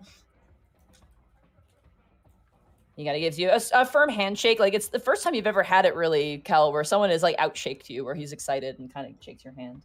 He goes, "Well, I can't wait to see you all in a little bit, eh?" Khel likes him immediately. Yeah. Thank you, sir. Retta kind of turns and goes, "Do be safe, and we're looking forward to the services that you're providing. Very appreciated." Thank you, ma'am. Enjoy your evening. "I will." She kind of like tosses the boa around her other shoulder and walks forward. And he follows behind her, kind of like, "Ooh, they're gonna have wine?" And he's like kind of like looking around, like just like having a good old time. It is the first time someone has ever said that I'm the best of both worlds. That was really nice. Gives Khel a pat on the back. I'm glad for you, Khel. Some more moments pass very quickly. And you watch as coming through a different entrance to the dragons is a... Looks like they're coming in from the restaurant, actually. Is a very lithe, very, like, long-eared elven man or woman. It's hard to tell. They are currently being swarmed by what looks like birds and that are kind of like perching in various spots of their body. They're very tall. And they look very similar to the Fae lady that you met on your first case. It's like, excuse me, sir, you can't bring those birds in here. I'm afraid that they go where they please. Just like, oh. No, I wasn't saying that out loud. I just think it's funny. It's like nobody's clocking this guy for bringing a bunch of birds in here. We're arresting the birds. They're going to bird jail. So we have a 3-bird minimum. That's on Wednesday. We have 3 bird minimum. You're not allowed to bring more than 3 birds in. They look... Their hair is like orange, like bright orange. It almost looks like fire as the light kind of runs over it. Their face is very angular and pointed, and their eyes are just these almost luminous, like yellow orbs of light almost that kind of peer through. Their shoulders have a myriad of like almost like sticks that come out, like perches, like Java wood branches that come out of their outfit, which is a sort of well-trimmed long coat, almost robe-like in nature. The sleeves run down to the arms, and you can see the arms themselves have almost like branches coming out of them. It's very strange. And as they very much like almost like hauntedly stride forward, they don't even really look at you as they make their way into the location where all the other individuals have made their way into, with nary an acknowledgement. Glances at the others. I assume he's supposed to be here? He just walked past us without checking in? Yep, just kept walking. Are they supposed to check in? You don't know. You were told just kind of to keep an eye out if anyone approaches, for the most part, based on what Roche has said. Cool. Mention guy with branches in arms. And birds. Got a lot of birds. Probably about 15. Mostly little birds, though. Do you want me to check in with Captain Roche? With sending? Actually, do we have comms or anything? Yeah, I feel like we should have radios on us or some shit. You guys do, yeah. Can't, earpiece to him. Nods to Khel. Yeah, maybe go ahead.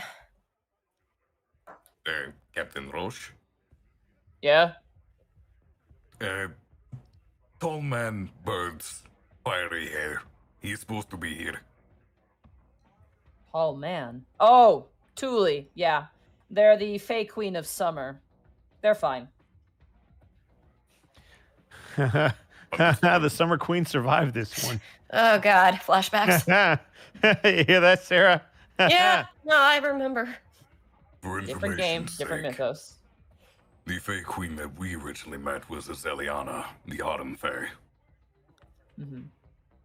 Well, you know what they say, fuck the Fae, so here we go. Oh, God, so there'll be 4 of them then, at least. Do you say that to Captain Roche? Oh, God, there's going to be 4 of them? No, Kel's talking to him, not me. Yeah, Kel's talking on the radio, okay. not us.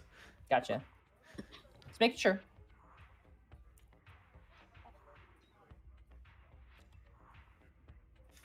All right, is that all you want to say to Captain Roche? It's just like, this person's coming? Mm-hmm. Cool. Okay. You let go off of the sending stone and... Anyone we're uncertain about, I will ask. Sounds good. Following them, after a short amount of time, you see, coming from the same location as all the dragons, you get the sense that the landing pad has a different entrance point at this point. You're able to pick up on 3 entryways. There's the front entrance, which is where cars obviously drop off passengers, to which Retta and Baron Dramar took those entrances. There's a landing pad where all the other dragons have seemed to have arrived from, and then the Fae Lord seemed to have come from the restaurant, but specifically from the garden entrance. Whew. And as you guys are Some part of standing me there, just wants to see Zobi come from that entrance. No. He was one of them all along. Thank God you let him live with you, Bryant.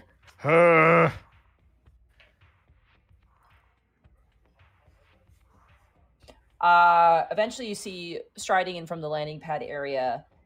Oh God, how do I describe this? Accurately. That's a good way to start. Thanks. They're wearing a... how do I describe this? I hate fashion. I'm bad at this. Damn it. And you made all of them have distinct fashion. I know they have. It gives them personality because they all have very I don't distinct disagree. personalities. You're doing great. It's just amusing.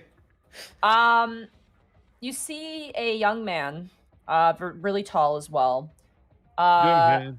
Imagine, for if you will, a young punk Ganondorf, like from like. I'm sorry. What? Oh my God. What did you Yeah. just say to me? Oh, that's gonna take a second. Okay. So not like a Ocarina greaser Ganondorf. Oh, Not like a no. God, I know who this one is. Fuck. They have fiery red hair, not orange. Sorry, Arcolf, but like red hair. They have a yeah, it's fake ginger, I'm sorry. They're wearing like a black leather, almost biker jacket. But underneath is a really nice like shirt. Not a dress shirt, but like a shirt. They're wearing like black pants. Notably, on their back is a sword. And on each finger they have like almost like this kind of ring on it. Similar to Baron Dramar, but like a little more aesthetic over what those rings actually might be. And you see his hair is kind of like wavy, like it's almost like someone like blasted it from behind him and it kind of comes up forward and kind of tangles a bit. And he's got like a full sort of like beard and mustache combo that's very, also very tussled in look as well. As he approaches forward, notably, his eyes are a bright yellow color with the dragon-like, cat-like iris slits in them. That is the one element of himself that is not different from what he is, as you are able to very easily pick up on the fact that this is the ancient red dragon. That was gonna be my question. Yeah. Gibby, once she clocks that, she sort of goes a little stiff. But that's about all you get from her posture. Like her face doesn't really change or anything. Standing next to him, you see a young boy, probably 14, 15, looking a little airsick, wearing a sort of hoodie, jeans, skate shoes sort of look. He himself has kind of like a blonde, kind of messy hair, and he just kind of very, very, very like not in a scared way, but in a very like sort of way, follows very carefully behind this individual who is striding up towards you. And as he makes his way towards where the meeting place is, there's a half a second of a pause, and then he just keeps going without even looking at you guys. Like it's like a and then keeps moving. Time to check in with Roche. Okay. Yeah, I'll handle it. Captain, Yep. Ragnus Call is here.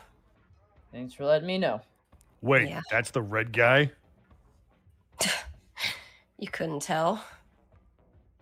No, I don't really care about him, so I don't really pay attention. Fair enough. Roche calls back and says, that means we have a few more we're waiting on, so just keep your eyes peeled, please. Roger, sir. The other one to keep an eye on and be careful about is the Silver Dragon. More so than him?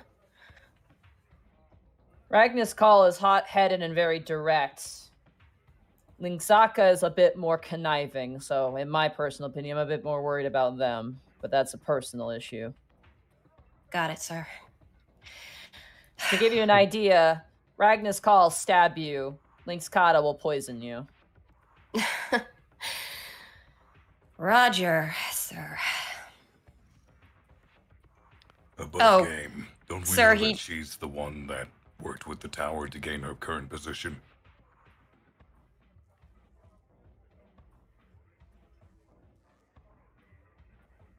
Monty? Do you remember? I'd have to check my notes, but I'm fairly certain it was mentioned she worked with the tower to gain her current position. Yeah, I feel like that was a thing. I feel like one of the dragons did. I just don't remember if that was the one. I think it was the silver one because we specifically called back to that silver dragon that Brian really did not get along with. Right, when we first sent, yeah. Yeah, there was that one silver who was a dick. By the way, I just, again, and for people who are new, because we did get a big raid, and also for people who are returning or people who the first time seeing Prince Division, we do not follow traditional dragon alignment here. Any dragons can be any alignment. It just happens. What? You're telling me that the color of their scales doesn't match up with what they're supposed to be alignment? Yeah, we're not following Forgotten Realms alignment here. So Gibby does want to mention to the captain, by the way, sir, he is carrying a sword. Yeah, he has a thing for those. All right. Fuck, everybody's stealing my aesthetic, man. Damn. You should sue. I am gonna sue. I'll fucking take it out of his ass. You guys wait a little while, and you see a very familiar sight, actually, Gibby. The rest of you've never seen this man before. As Yi Tang makes his way through. He is wearing a very nice... Tang. He's for the for the children, right, Monty? What? Yi Tang, he's for the children? Don't worry about it, Monty. Okay, I won't ask. Damn it. Thank you, Connor. At least you got it. He is actually wearing a white, almost tuxedo, but instead it has a tie instead of like the bow tie. And he's looking very, very nice. Hair, again, also in a ponytail, ornately decorated. He's the eldest dragon, so he seems a little less like excited about things. He seems very much like, okay, let's do this thing. But following next to him is a probably like 40-ish year old human woman. Her hair is braided back in a ponytail. It's starting to gray a little bit. And notably, she's wearing a very, very nice green sort of blouse and dress combo. It's like a brown skirt with like a green blouse, very kind of natural colored looking. And she looks very, very pleased to be there. She's got a nice smile on her face. And as Yi Tang approaches, he almost is like ready to go and then like kind of stops and notices you. He goes, I would like to enter if that is okay. Yi Tang, sir. Oh, pleasure to see you again. You're the woman who spontaneously arrived in my horde that time. Wait, what? Yes. Yeah, Bryant, do you remember the artist collective thing? The cloud? She claimed to... all got separated. You got put into a horde and I had to dangle off a fucking building? Bryant. I got some of this with Demon. Wait, was that you dangling off that building? Okay, now Gibby's gonna laugh. No. I don't know what the fuck you're talking about. I was talking about something else. He kind of looks you up and down and goes, that was a building that I actually owned. Yeah, it's not very fall-proof. So you should fix that. I'll look into it. And this Bryant is why next time you should answer your text. Anyway, yeah, go ahead in, sir. It's very nice to see you again. He steps inside, and the woman kind of gives you a smile and a nod. She looks like a school teacher. It's the best way to describe her disposition. She makes her way inside. Gibby, what are you doing? Oh, I'm sorry, Bryant. Next time when a genie cloud magic creature transports me somewhere, I'll tell him not to put me in the dragon horde. All I'm saying is there are rumors. Yi Tang ain't nothing to fuck with, so you need to just be careful. Well, I gathered that, but I mean... Oh, I get it now, but I don't. Wait, I'll take it. Let's go. Wait. I'm having fun tonight. I don't give a shit. Finished. Shut up, I don't Bryant. give a fuck.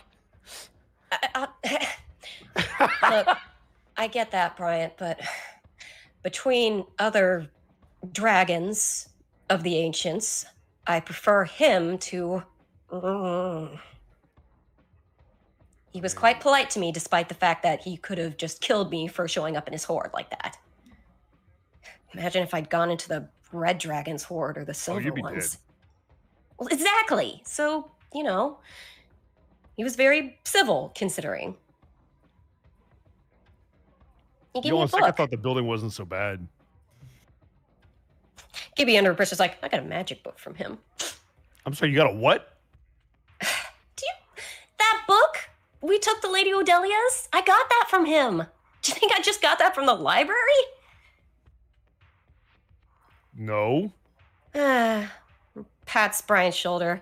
Seriously, answer your texts and pay attention from now on. I do answer my texts. Yeah, no. Anyway. Looks off with a sort of 1,000-yard stare. When did this just become real life? Mm-hmm. As you guys are waiting there, you watch as the final individual makes their way forward. And now From we the surprise land ambush of them. You see a woman wearing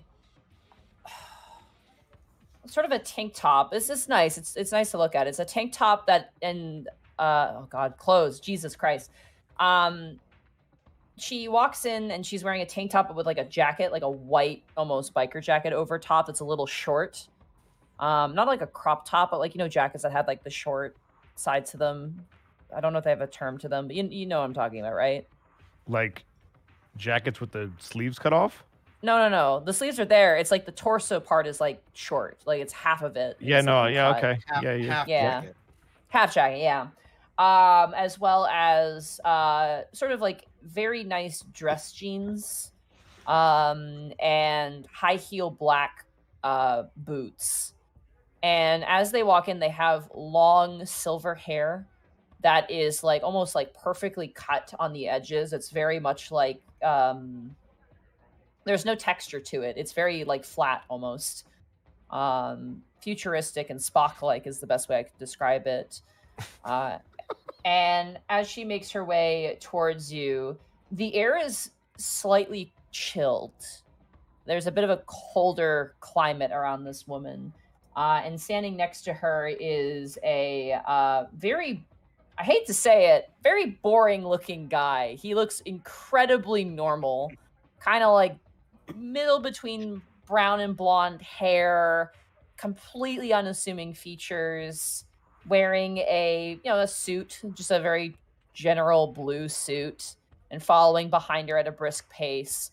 And she does not even acknowledge you as she makes her way forward. You do get that sort of waft of cold air as she walks past you. And the gentleman with her kind of turns to you guys and goes, "Hi," and then keeps going along with her. I'll give him a nod. So above game, you should definitely let Roach, 1, know that they're here, and 2, know might be a spy. You mean the silver dragon? I mean, Brosh already knows to be wary of her. Then we good. Captain, Yes? gold and silver dragons have arrived. Good. Well, give it about 20 more minutes. If no one else arrives, head in, okay? Yes, sir. Alright. All right, guys, we're gonna wait 20 minutes and then go ahead in. And as you guys wait 20 minutes, we're going to take a break. Fucking damn it! Whoa. I'll say it later when we get back. I want to roll another perception check before we go. Let it go. Let it go. Yeah, I'll just do another natural one. I'm going to keep the music here just because it fits the scene, but we're going to switch over to our slideshow page so you guys can enjoy some fantastic fan art from the artists. Again, we should probably start saying this a bit more when we start, but if you actually want art displayed on the stream, be sure to tweet it at us at _theunexpectables on Twitter, and we'll add it to the slideshow, and we'll, If there was just one more character for the character limit on Twitter, we could have the Unexpectables. I'm pissed. We should just be able to get at Unexpectables because that account is dead. If we complain, we might be able to, but at Unexpectables is taken. I know. So let's holler at them. No, Isn't be that nice. the Unexpectables? What do they do? Nothing. Absolutely nothing. It's a dead They have account. no tweets. I want it. All right. It does help with because the underscores are annoying. It's whatever. I'll be right Branding back. is the thing. Anyway, I'm gonna go bathroom. Well, welcome into the halftime show, guys, where we talk about how we're going to change the Twitter name. I'm going to check ESPN real quick while you guys are chatting. Honestly, Oh, shit! The Bills crushed the Patriots! Let's go! Let's go. And the Bulls lost to the Celtics by 2. Well, that fucking sucks. Can we not lose 3 in a row after a 9-game winning streak? That'd be great. Did the Cardinals beat the Cubs or some shit? What? No, baseball's not happening. Oh. You don't follow sports. Why would you poke the bear like that? Someone brought it up in my stream earlier. I don't actually care. Baseball's not happening. Why are they dumb? I don't know. 100 bits from Burnout Vaughn. Hey, Bosco, I found a file image for Brimrand's Prince Bodyguard. Brimrand's Prince Bodyguard. Oh, nice. I don't know what all those numbers mean. I don't know why you're throwing numbers in the chat. Hey, Bosco, do you think Bryant will be Bryant enough for them to swip at him? The Dragons? Oh, absolutely. I'm fully prepared to die tonight. I make no illusions of this.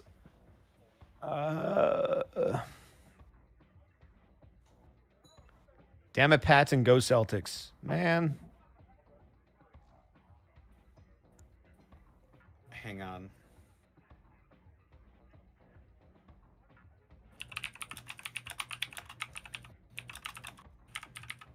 Y'all don't even know me.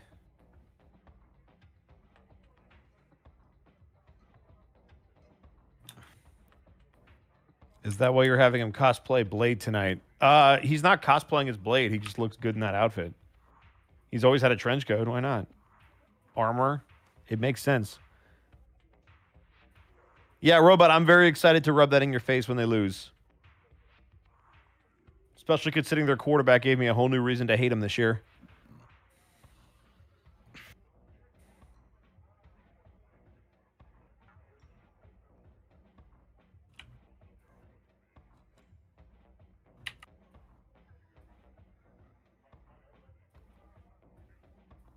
The Bulls' losing streak is going to continue against the Grizzlies. You mean the Grizzlies who just had their winning streak ended?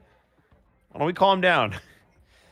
Also, we don't have Zach LaVine right now, so y'all need to just chill. I'm not going to miss him after this season. Man, yes, you will. When you can't win a game, you'll miss him.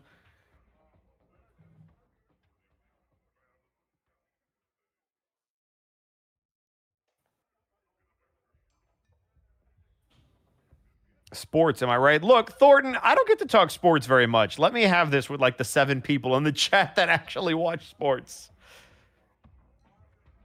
Bosco, what the heck are you talking about? Sports ball.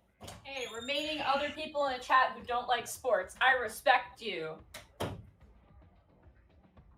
This what? Yeah.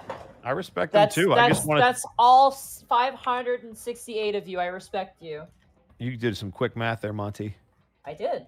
I've gotten better at math since doing D&D. I told myself Zacho, when you I was do a like child, sports. I think I've gotten worse. Huh? I told myself when I was a child I would never take a career that makes it so I have to do math, and then I fucking lied. You lied hard. I lied real hard. I don't want to do any math. So that was how many points of damage? Over how many attacks? Oh boy. Was that with DR? Okay.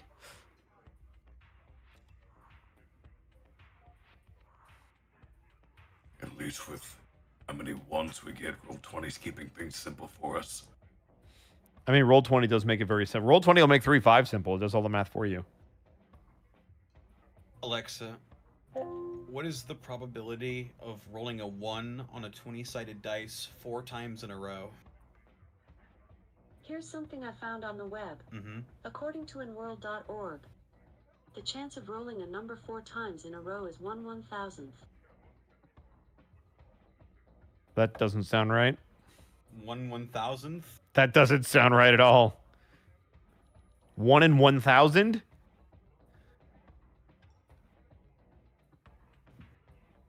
That seems like it would be a lot higher. Yeah. Why don't you just Google it like a normal person?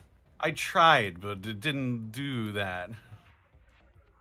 Halo related question: would you play the SPV3 mod? I don't know what that is, so I can't say. Well, if rolling a 1 on a d20 is 1 out of 1400, you just multiply that by 4. Yep, so it'd be 16. So 1 in 16,000? No, 1 in 160,000, I think. 1 in 160,000 chance. And the universe decided now is the time.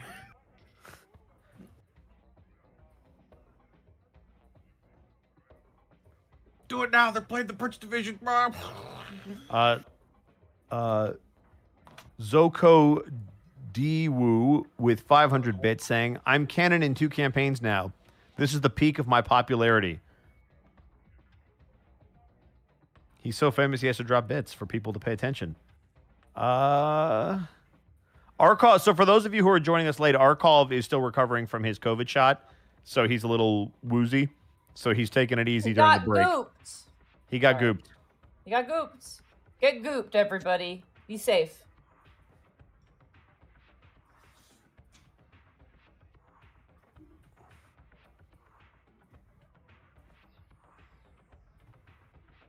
Sorry, Zako, I had to do it to you.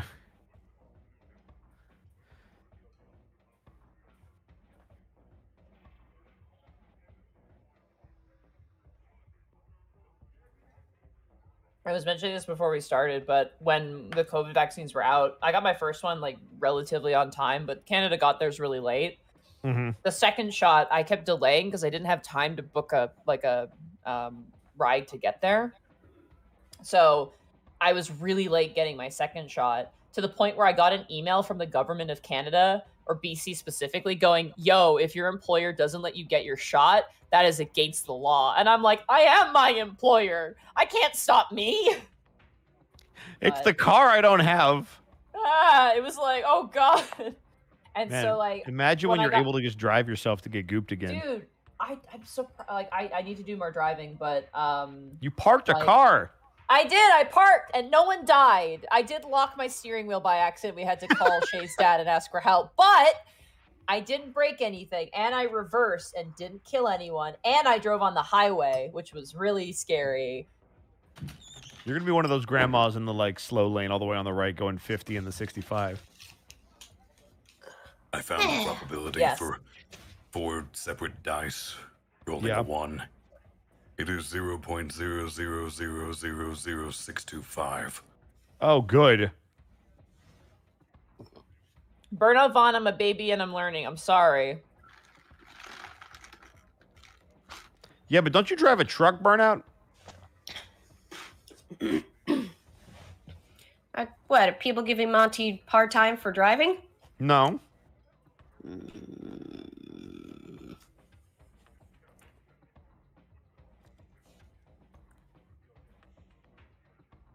He drives a van 300 miles every day, 6 days a week. Jesus. See, like, I think Bosco can attest by the fact that when I was driving with you, I was very nervous. I'm a very nervous driver. Yeah. Making right turns was like the end of the world. And the fact that I'm building confidence makes me really happy, because that's going to mean I'm going to... Every time you don't Carmageddon is another notch in your belt. Mm-hmm. Monty, I was a nervous driver. I had to take more lessons in college because I was such a nervous driver. Yeah, but you drive in LA now, so... Yeah, but I wouldn't have been able to without those extra lessons. I really needed them in college because it gave me more confidence. That's fair. I was like a scared bunny rabbit. Driving was stressful. The biggest thing, too, I don't know if you have to deal with this, Burnout Vaughn, but here where I live, the snow and the ice is incredibly... like, there's a lot of it. So when you learn how to drive here, it's like there are many factors outside of what you can do as a person that you have to be aware of. And the only way you can learn about that is just through experience. And we've been getting dumps of like a foot of snow and stuff. So I remember I was driving with Enryu and there was sleet on the, like, it was like pure ice. Like, you know, when it sleets and it's like instantly frozen on the ground.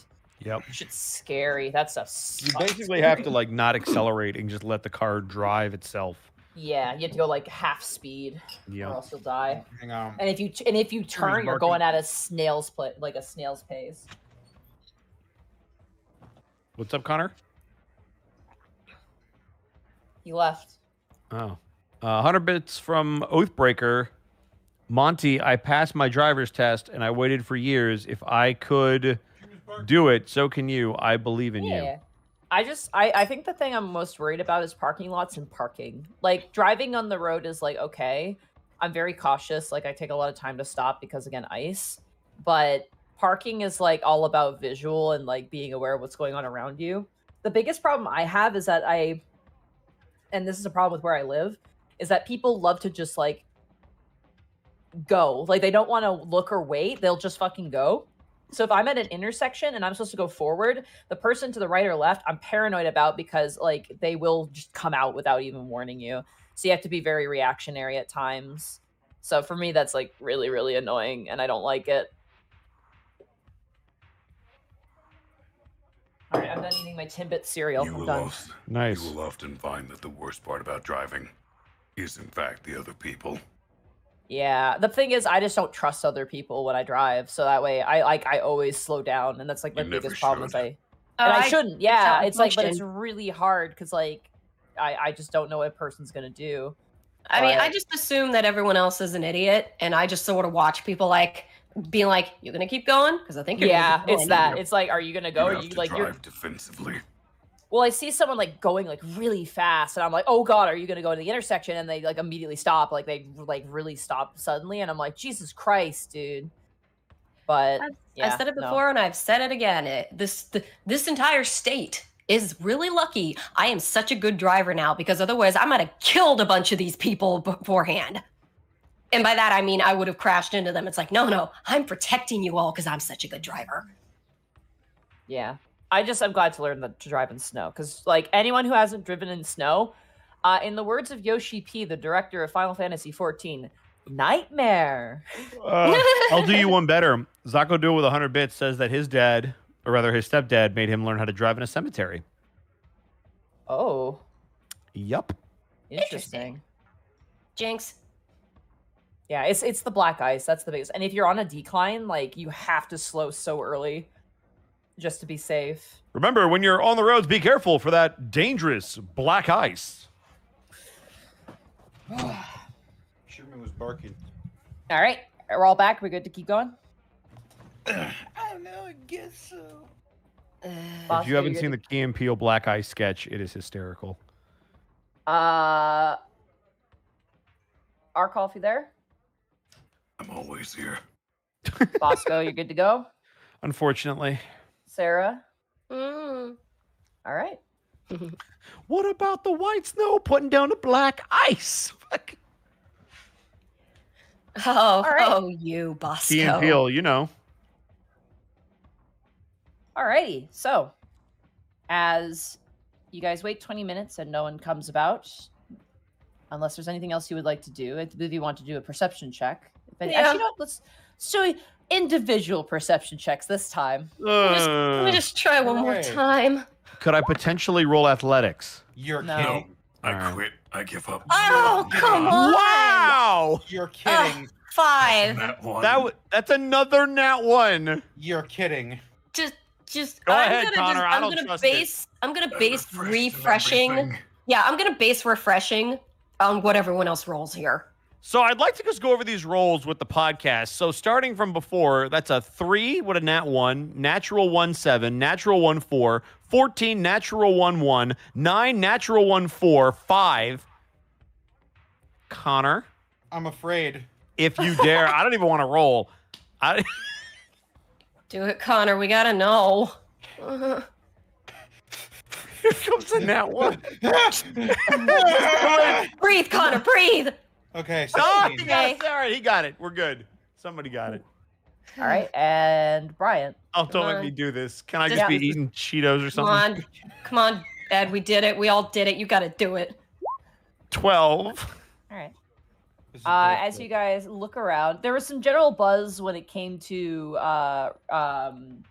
Retta coming in, but beyond that, everyone is just like kind of going about their business. No one's really glancing your direction for the most part.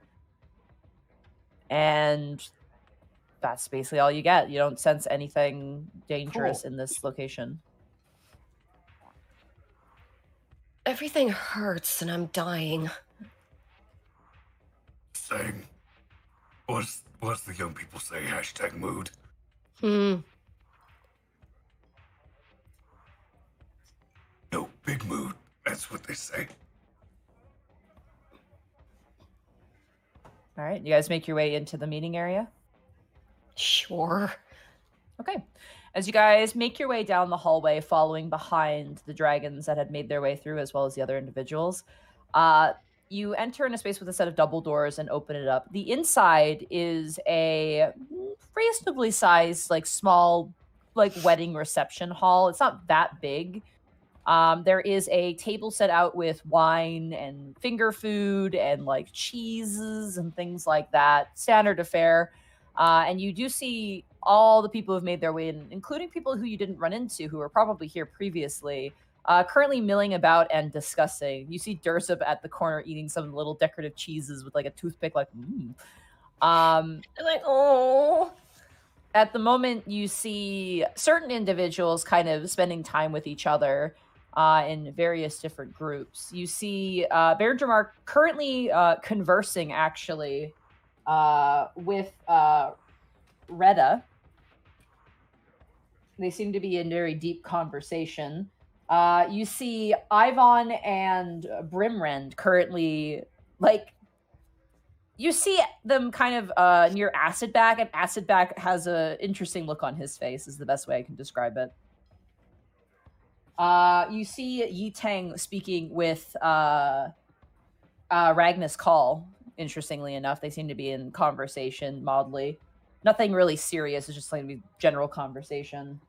And you see the Silver Dragon currently speaking with the Summer Fey Lord. And the rest are about, milling about and doing their thing. Most of the princes and princesses are sticking to their dragons. The only one who is not is Retta's. Orville is currently at the table with Durza, like, kind of eating food as well, and having a good time. Well, he's got a friend. Good. Yeah, they're kind of talking, and Durza's like, oh, yeah, like seeming like a little off-put, like, oh, who's this friendly man? Monty? And I was going to say, one last person. There's a couple more people here. Additionally, you see Rigagon speaking actually with Roche at the moment. And you notice that amongst the crowd is a few Azamar individuals who are kind of cleaning things up, offering wine, taking care of the place for the most part.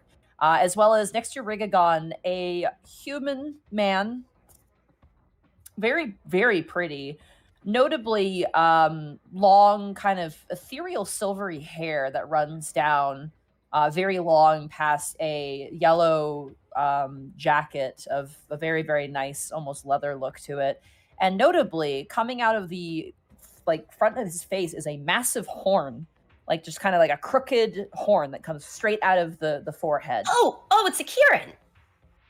Mm-hmm. Wait, this is because you mentioned a Kieran. No, yes, go back to just start. Is this Rinrod? Rimrod, yeah, I believe so. I'm actually write that down because I lost some names in my notebook. I'm glad I have notes. Can you send that to me again, Brimron? Yeah, I'll just put it. Yeah, put it in the Unexpectables General or Prince Division General.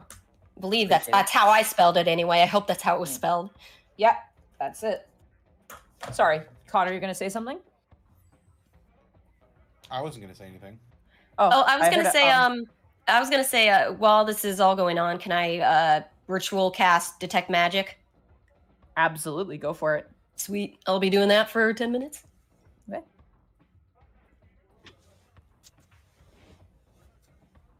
What would the rest of you guys like to do? Because this is more of a conversation sort of affair. Do we have to talk to people, or are they going to have their meeting and we're just going to guard them? I mean, it might not hurt to talk to people.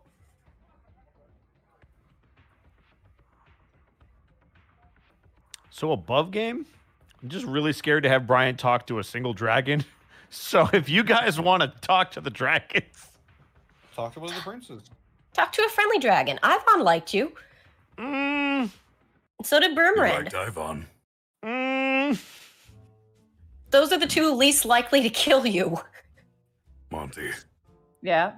did you say they had those little sandwich things like you build your own? Oh, yeah. The crackers and all that? Yeah. Adult Lunchables. Yes. Okay, Kel's gonna head over there and build one the size of his head. Awesome. That's something I actually do when those are available. I make them bigger than my head, and then I walk off with them. It's like the only person that Gibby feels comfortable talking to is Durzup, and she cannot go talk to him right now. Nope, you can't talk to him. It's like a video game where you try to go with him and an invisible wall just blocks me. Yeah. As Khel wanders off, a Azamar woman walks up, and she's wearing, like, nice kind of waitress attire. She walks up and goes, "Wine or champagne?" Oh, I'm fine, thank you. Oh, of course. You too?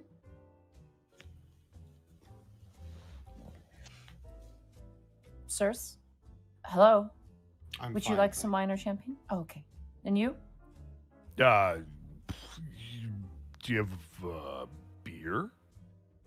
I'm afraid we're not serving any drafts at the moment. Any whiskey? We could Gin? get some whiskey if you'd like. Tequila? We could provide hard liquor if that's what you would prefer. Yeah, that'd be great. Okay, which would you like? All of it. Right. Just line up the shot glasses. I will look into this for you. And she kind of like Appreciate wanders that. away.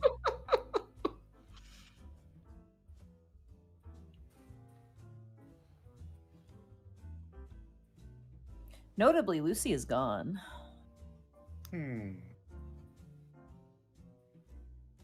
Who's the captain's talking to Rigagon? The captain is talking to Rigagon and his assistant there.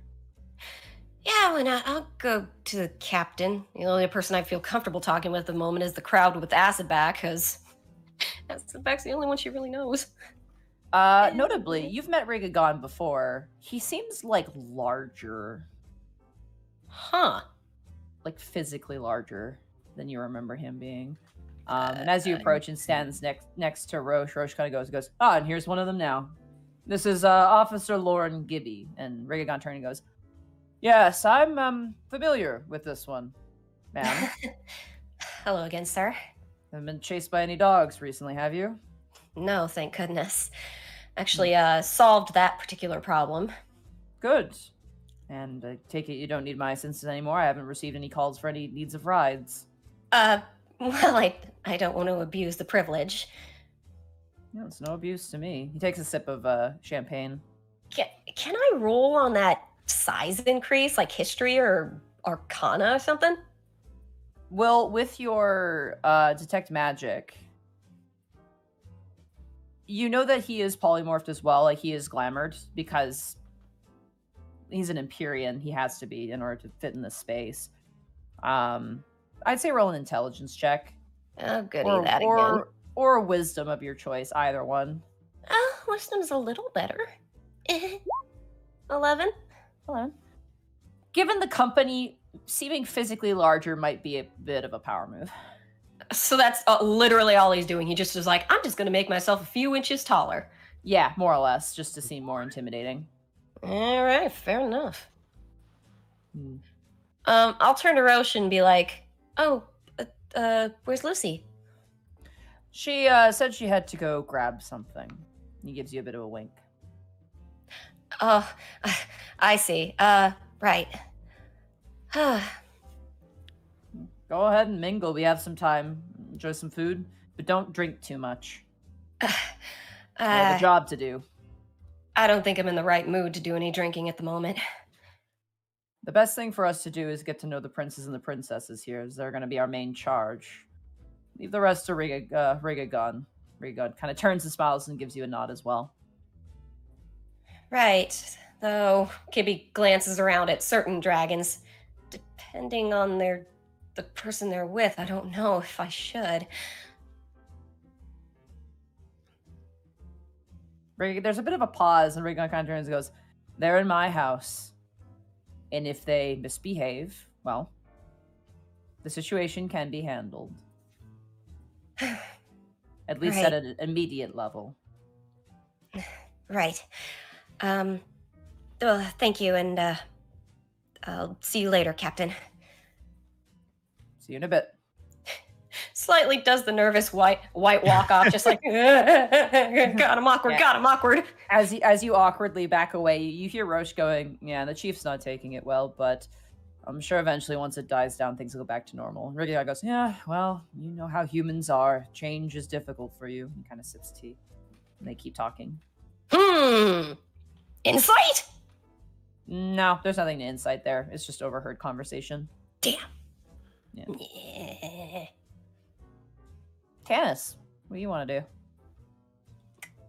Where's the red dragon at the moment? He is currently talking to Yi Tang. They're currently in discussion. It doesn't look too like heated or serious. It just seems to be idle.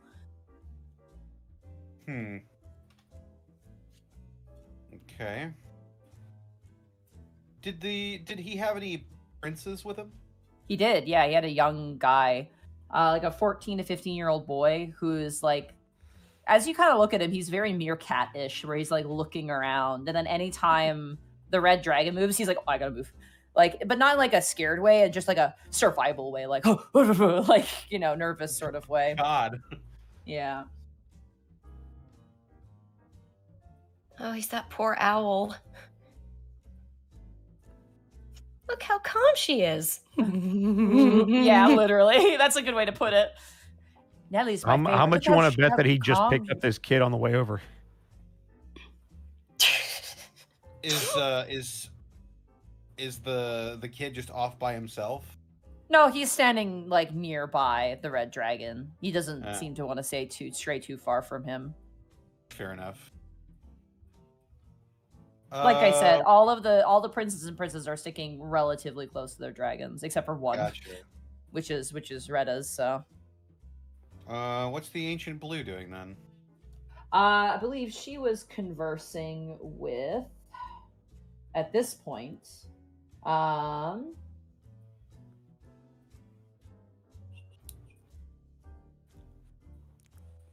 she's moved. She's talking to Baron Dramar at the moment. That was what she was doing. They're in conversation. At one point, as they're talking, you hear her laugh, and her laugh just fills the room, like this really loud, kind of like raucous laughter. Oh God, she reminds me of everybody. You're such a card. Yeah, she reminds you a lot of the Siren, but like an older version of the Siren. He just kind of smiles. As you look at her kind of laughing, you do see that Baron Damar is a little flustered, like, no. And then she's like, "Oh, I was just teasing." And he goes, "Yes, of course you are, but they kind of keep talking." Tanis probably wouldn't be up for chatting too much. He would probably just grab himself some food and be the watchdog. Gotcha. Kind of join Khel over near the table as he's piling on the food.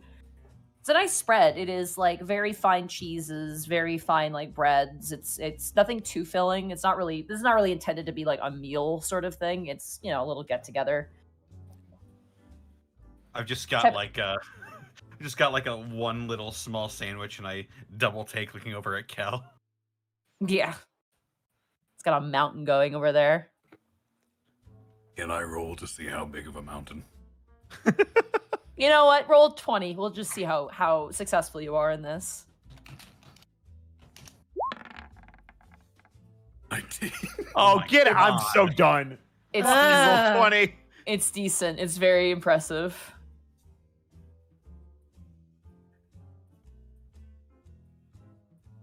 Bryant, what are you doing? Where are my shots? They're not coming, and this service is a little questionable. Is the Gibby will is go there back anybody to Brian. behind the bar? There's no bar.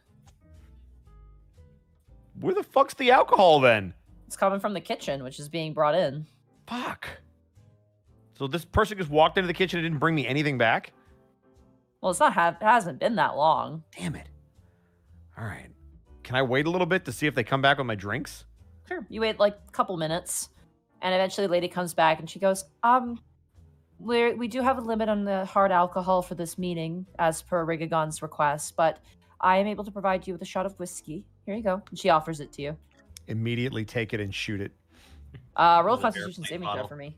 Can do. It's a 21. Nice. It's got a burn to it, but you're like, nice. It's nice. Very high quality liquor, too. It's not cheap. Bryant, Oh, yeah. Captain says not to go nuts with the alcohol. Yeah, and? Just saying. Well, she does this look on her face like, oh God, here we go. She's gonna square her shoulders. I'm gonna go talk to those two. She points out the red and gold dragon. Oh, good. You keep them busy. I'm going to go talk to the kid. He points at the kid who's with the red dragon. No, Bryant, that's why I'm going over there. Oh, then I'll meet you over there. Well, actually, she gestures over to Acid back in that group. You could go and talk with those princes and princesses a little bit. But you like the green one. I know, but you have a pretty good rapport with the white and black one. No, I do. Khel is the one that knows the white one. Yeah, but they like your clothes. And you know... She thinks about it. You know nerd stuff. Oh, no, look, that is a nerd. I am an aficionado and a collector. Yes, you're very cultured. Can you just, please? Only if I get another shot. Look at the waiter. I'm sorry, sir. I was only allowed to provide one. She kind of looks very nervous at that. I am not nearly drunk enough for this bullshit. Good. That'll be perfect. She No, gives a no, wave. it won't. She gives a wave as she walks off. It's be about not getting killed. Yeah, I'm talking to Phony Hawk next. Right. Alrighty. So, Bryant, as you approach Acidback, Brimrend, and Ivan, the three seem to be kind of cornering Acidback a little bit. You hear Brimrend go, "Oops, sorry. Quethel, it's unlike you to do something like that. How many years has it been? 10? 20? Acidback kind of is just like messing with his glass and goes, perhaps 12 or so. I don't know. I lose track of time. And he sips his tea. And Ivan goes, well, it's just been a while since you've gotten a princess is all. You just don't seem to have the drive for it. But that's rather presumptuous, isn't it? And you see Acidback just kind of glare at the two of them. And as you approach, you can see a sense of relief on his face. Like, oh God, thank God, something else. As you approach Bryant.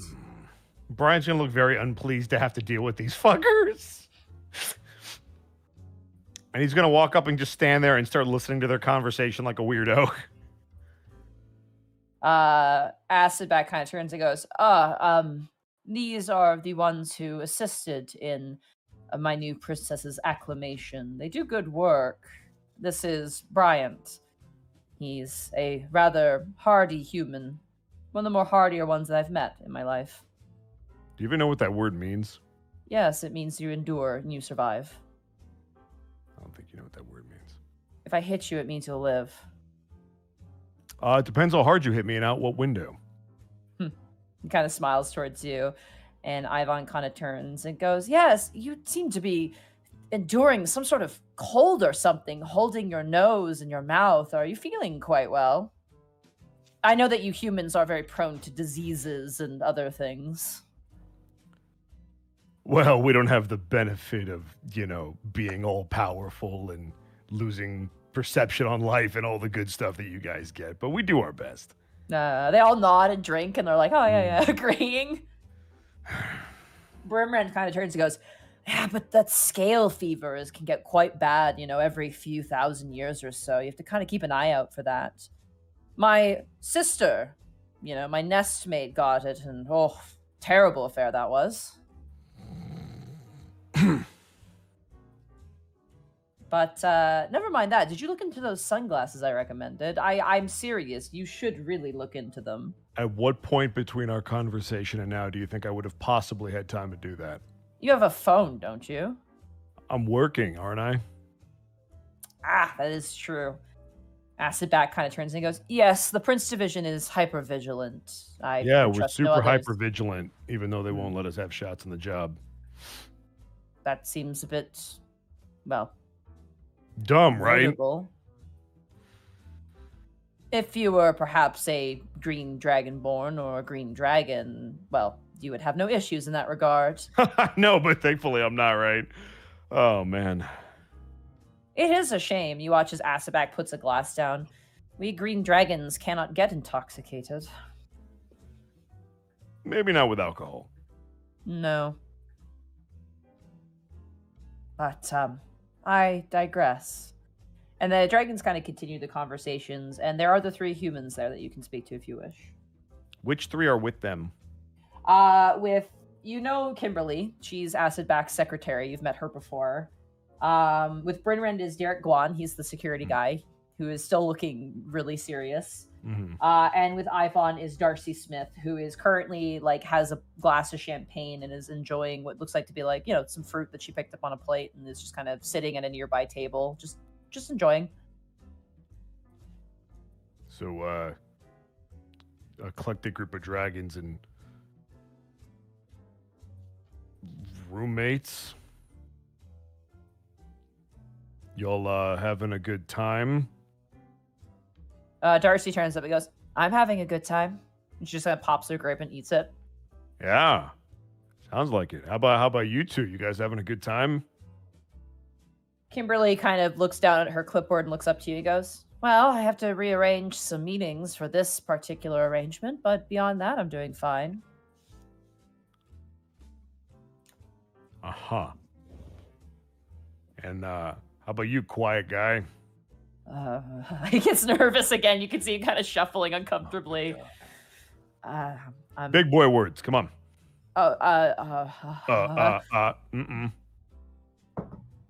Okay, good. He rolled a natural 20 wisdom saving throw. I'm doing fine, sir. Just, keep an eye on the perimeter and, alert. Keep an alert. Yeah, ever vigilant. Good job. That's good work there, Captain Obvious. All right. Boy. This is riveting.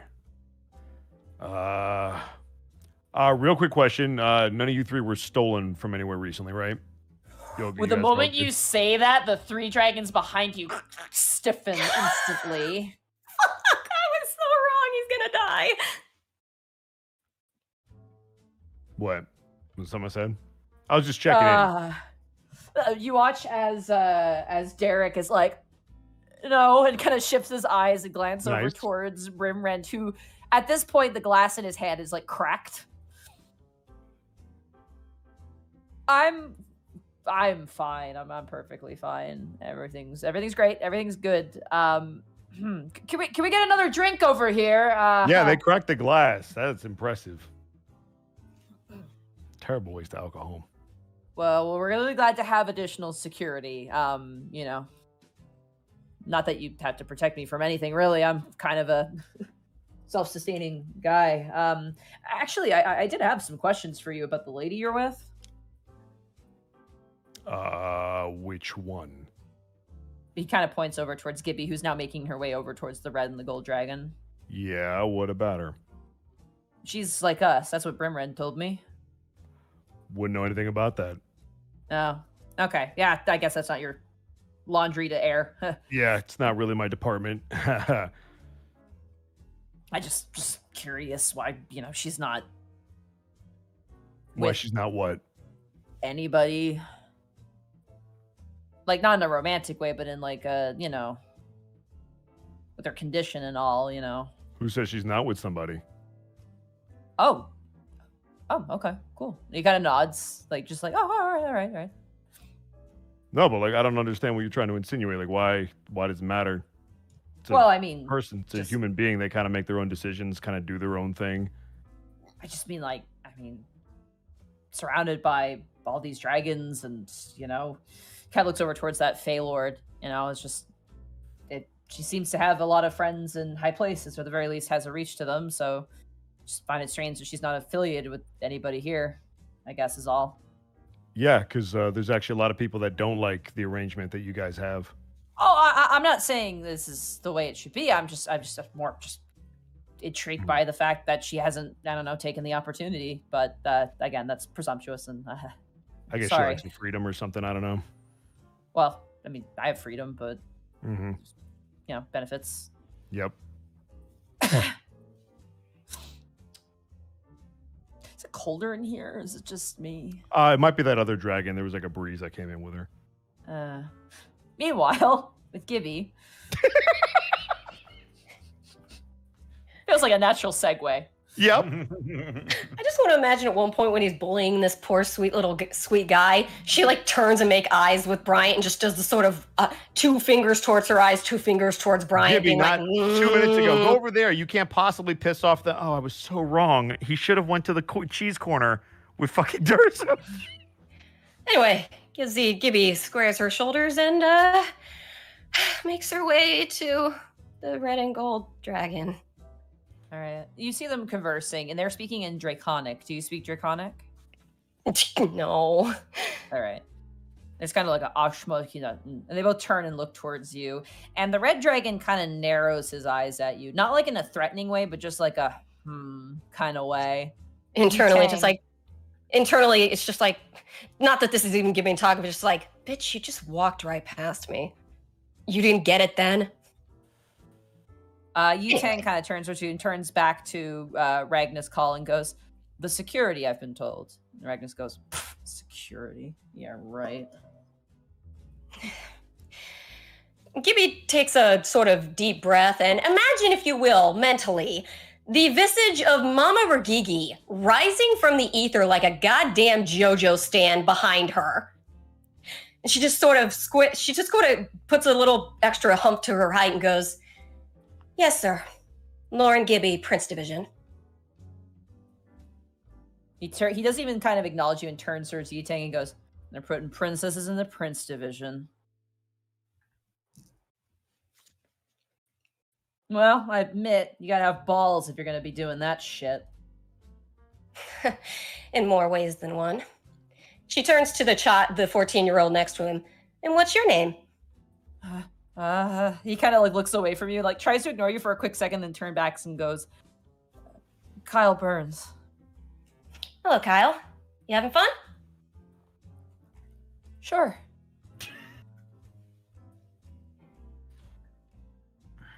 Don't seem to have any food, though. I smile very genially at Ragnus Call, and This bitch was kidnapped. If any of the other 3 saw her, Gibby wears her emotions on her sleeve most of the time. This is a very different smile. This is the customer service voice, which is terrifying. Is this a smile of there's problems, or is this a smile of I'm nervous, or what's the smile mean? This is basically that kind of smile you do where you don't mean it, but you put it on because you know that it has a particular look. I don't know how to explain. Remember Gibby's family? This is sort of the smile you put on when you're dealing with that kind of family, and you're just like, right, this is my life. I understand. No, it's fine. I'm great. No, it's perfectly fine. And she just smiles at Ragnus Call. Brian will give you the hand motion of like, I'm here, but I can be over there. Are you good? Or you want me to? I'll be over there in a minute. She just nods to him, and she says very genially to Ragnus Call, "If I can take Kyle over to get some food for him." Kyle kind of looks nervous and goes, we just haven't made our way to the food yet. But thanks, lady. I appreciate it. I'm okay." All right. And where's the Yitang's lady? She is currently, at the moment, looking at, there's like flower arrangements on top of each of the tables, and she's currently like admiring one of the flower arrangements on one of the table. So sort of off to the side, but not like right on top of him. Yeah, she's like next to him, but not that far off. "Well, gentlemen, I'm just going to make my rounds to make sure to introduce myself to everyone, including," she gestures to Kyle. "So, if you'll excuse me, Yutang, I might go introduce myself to your companion." Absolutely, that would be excellent. Thank you. "Oh, and thank you again for the book. It was difficult, but extremely interesting." As you say that, Ragnus Call gives Yitang a very suspicious look. just like a sort of look. And he kind of gives you a cordial nod and then turns back. And you hear Ragnus call say, human hospitality, like kind of just kind of speaks in Draconic back to Yitang. And Yitang kind of cocks his head and keeps talking to him as you approach the woman who's currently looking at the flower arrangements. And she notices you're coming. She turns and goes, oh, hi, nice to meet you. Hi. Didn't get a chance to really get to talk to you. Lauren Gibby, Prince Division. My name is Lorena Frusquet. Oh, Lorena. What's that last name? Frusquet. I'll type it out for you. F-R. Frusquet. Frusquet. Oh. Ah. You always spell it in a way that I'm never expecting. It's French, so don't blame me. Ah. Yes. Omelette du fromage. Omelette du fromage. That's all you can say. That's all I can say. How are you enjoying yourself? Papillon, pouvez-vous lâcher tous les embouts, mon ami, là-bas, pas de nage, de passe-temps. Que j'ai mon aîné, j'ai le coup content. My French is bad. That's Yes, that was terrible. Dormez-vous, Dormez et sur la table. Les bibliothèques. Les enfants terribles. I'm sorry, we're playing a game. I've said this last night, but my favorite French word is pomme de terre. It's my favorite word. It's so good. That's It's a potato. singular word. It's potato. It's pomme de terre, but you know what it actually directly translates to? Apple of the earth. Oh, That's the word for potato. What are is the pomme de terre. French? What are the French? It's great. I like it. Apple of the earth. It's so cute. Anyway. So a carrot. Fruits. Yeah. It's So like not- a yeah. carrot is a banana of the earth. I don't know, but I wouldn't. Anyway. I wouldn't put it past them. Anyway, let us. Bagged milk. Bagged milk. There it is. Lorena kind of turns and smiles, and she goes, "Is this your first time at an arrangement like this?" Yeah. Though, well, I haven't been with the Prince Division too long, but this is certainly impressive. It is quite impressive. I have not seen dragons all in one place since I was a little girl. Yeah? You've been with Yitang that long? I've been with Yitang since I was 5 years old. My mother and I lived with him until my mother passed away about 5 or so years ago, if not 6. My condolences. Was your mother a princess too, or just No. Yitang arranged to let her stay with you? It was just me. She found Yitang when we realized what was going on. Oh. It's good actually to meet you and all the others. I'm of the same persuasion myself. Oh. What do you carry with you? Oh, do you mean the particulars? She nods. Flashing back to that conversation with Durba, don't say anything. It's like, great. Not anything terribly interesting. Standard flux. Oh, you had a flux. Yeah. Well, yeah, that was, I didn't used to live in the city, but there was, some instances with my flux that made me a little bit too inconvenient to stay where I was. I was born with Prince, so ever since I was a baby. I didn't find out till just a little while ago. It sort of just flared up and came with a few other perks. Recent flux. Yeah. But I suppose it all makes me useful to the Prince Division, so. That is good. I myself, since it may be of interest to your job, I am an inflourisher. An inflourisher? It means I can use the energy of my prince to, well, and she kind of reaches out to the bowl of flowers and touches it, and you watch as the flowers perk up slightly. And flourish living things that are not of a magical persuasion. That's... wow. Is that limited to plants, or...?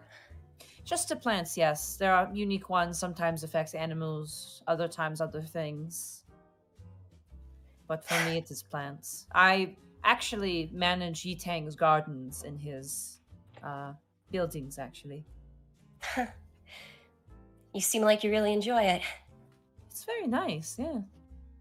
That's good. My mother was really into keeping the greenhouses and stuff like that. And when we moved into the city, we were afraid that we wouldn't have them anymore. So Yitang made a garden, and since then, more gardens have been made. So I'm pretty happy, yes. Yes, he seems very, very genial. Well, maybe that's not the right word. Kind, I guess? I don't know if that's quite the right word either, but you know what I mean. He's nice, yeah. But I've seen him when he's mad, and he can be quite scary. Oh, again, flashback to the horde incident. Oh, I can imagine. I mean, any dragon ancient, I can imagine. I heard about you. You're the one who suddenly appeared. You hadn't really worried about security. I should apologize for that. That was very unintentional. Yeah, it's But fine. You yeah. should feel lucky. He's so old that he's seen those things, so genuinely surprising him is quite the accomplishment. Yeah, and well, I understand. I have quite a favorable opinion of him, considering that's not the best place for a stranger to just pop in. He was quite amicable, considering. I'm sure he sensed that you were actually a good person, and not someone trying to steal or kill anything. And if I tried, I would not have gone far. You guys continue your conversation. Khel and Tanis, you guys are currently at the table. And Khel, you've managed to make the absolute penultimate of the mega sandwich. Ultimate sandwich. The gods will sing of this day. I've Orville. called this Mount Draco. Ow. Imagine you eat like a Scooby-Doo character. Yes. Oh my god. Exactly. Khel already unhinges his jaw for his breath weapon. Same thing here. Ow. Tanis As you guys looks down at his little stinky sandwich that he made and just sort of slips it into his mouth real quick and just... Orville kind of slides over. He's currently stirring a cup of coffee, and he goes, "So, you guys are working security, huh?" That's correct, Mr. Vol. That's really funny. When I was a young guy back in before I met Rita there, I actually used to be a bit of a minor security of myself. Really? Yeah, 2 years of it when I was younger. Campus security. But it was like a student campus security thing. Mostly just walked students to and from locations. Well, I'm sure the students were very grateful for your service. This wouldn't happen to have been in the Dragon District, would it? You would think so, but actually no. I started working in the Middle District before it became the Middle District, even before we had that train system going. And I was probably about 16, 17 years old when I started. It used to be back down then that, well, there were a lot of incidences at the time with goblins. A lot of them were kind of preying on folk in the Middle Districts because they were actually taking over the sewer systems there, using it as a network way to kind of jump people and bug them, essentially. It's nasty business back then. I remember hearing about something like that. Yeah, it wasn't that long ago. Eventually, the whole thing got busted over, and I was unfortunately out of work for a time, which is when I became an usher for the theater. And that's when I've met Retta, and she offered me a position at her house. Essentially, I mostly arrange books, and I help arrange meetings and things like that for the most part. But sometimes I go out and do shopping for specific things for people who live with us. Rita's got probably about 35 princes and princesses, mostly princes, though. She's got a preference. She's great. She's a wonderful lady. You see him kind of smile and stir his coffee a little bit and has this big smile. Insight. Yeah, go ahead for it. I refuse. You refuse. Oh, it was so close to a natural 20. Arcolf, are you traumatized? Do it, Arcolf. Come on, Arcolf. Believe. I believe in you. I don't. You're about to nat one, buddy. I don't was- blame you. Nice, there it is. I was looking to see if there was something else. No, Arcolf, I feel you, dude. What were you looking wanted- for specifically? I was wanting to see if specifically the way he reacted after he was explaining his relationship with Rita, if there was maybe something else going on there. I will say, because this man is very on the sleeve, he's probably got a crush on her. You get the sense that he's got he's like, she's an amazing lady, and he's definitely infatuated for sure. You know that face SpongeBob made when he caught Squidward eating Krabby Patties? Again? Yes. You like her, don't you, Mr. Vole? Listen, you don't meet a woman like that every day. Dragon or no dragon, if you fall for a woman, you go for it. My father was the same way with my mother. Oh yeah, that's right. Yeah, you're a dragonborn. What's your father like? Small, easily, scared of a lot of things. You said Strong something willed, Scotty. though. That seems to be the thing they go for, huh? The dragons. Strong-willed people who really stand their ground. They like the spicy humans, you know, the ones that really bite back. At least some of them do. Oh, it's even better because he's a defense attorney and she's a prosecutor. That sounds like the beginning of a weird book. So what do you say? Are you more like your mom or your dad? I'm definitely more like my dad. I look like my mom. Well, I think your mom is a handsome lady. He kind of gives you a little smirk at that. He will give the thumbs up. It's actually funny because myself, I actually have a dragon pole myself with my prince that I have. It's We know mild someone though. like you. Oh, you do? Yes, an old case of ours involved a princess with a draconic pool. That's gotta be rough. I mean, unless you settle with an ancient dragon, it's not an easy life to live when you have it. That's for sure. It was even worse because she went to school in the Dragon District. Ah, poor kid. What happened to her, if you are okay with telling me? I mean, I get that sort of stuff as private. Let's just say that she got in with a bad crowd. But she's in good place now. That's good. That's why I like you guys. You guys do good work. Rita really likes you. She actually helps fund part of your division. He kind of points towards the bow on your back. The gear, that's what she likes to help with. Weapons, things like that. If he looks at the bow specifically, he'll notice a very beautiful feather dangling from it from a chain. Ooh.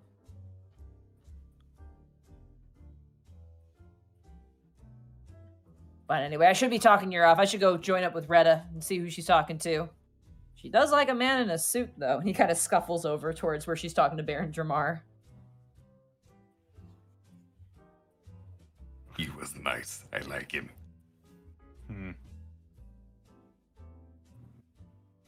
He should just admit his feelings for her. If he hasn't already. I couldn't even imagine.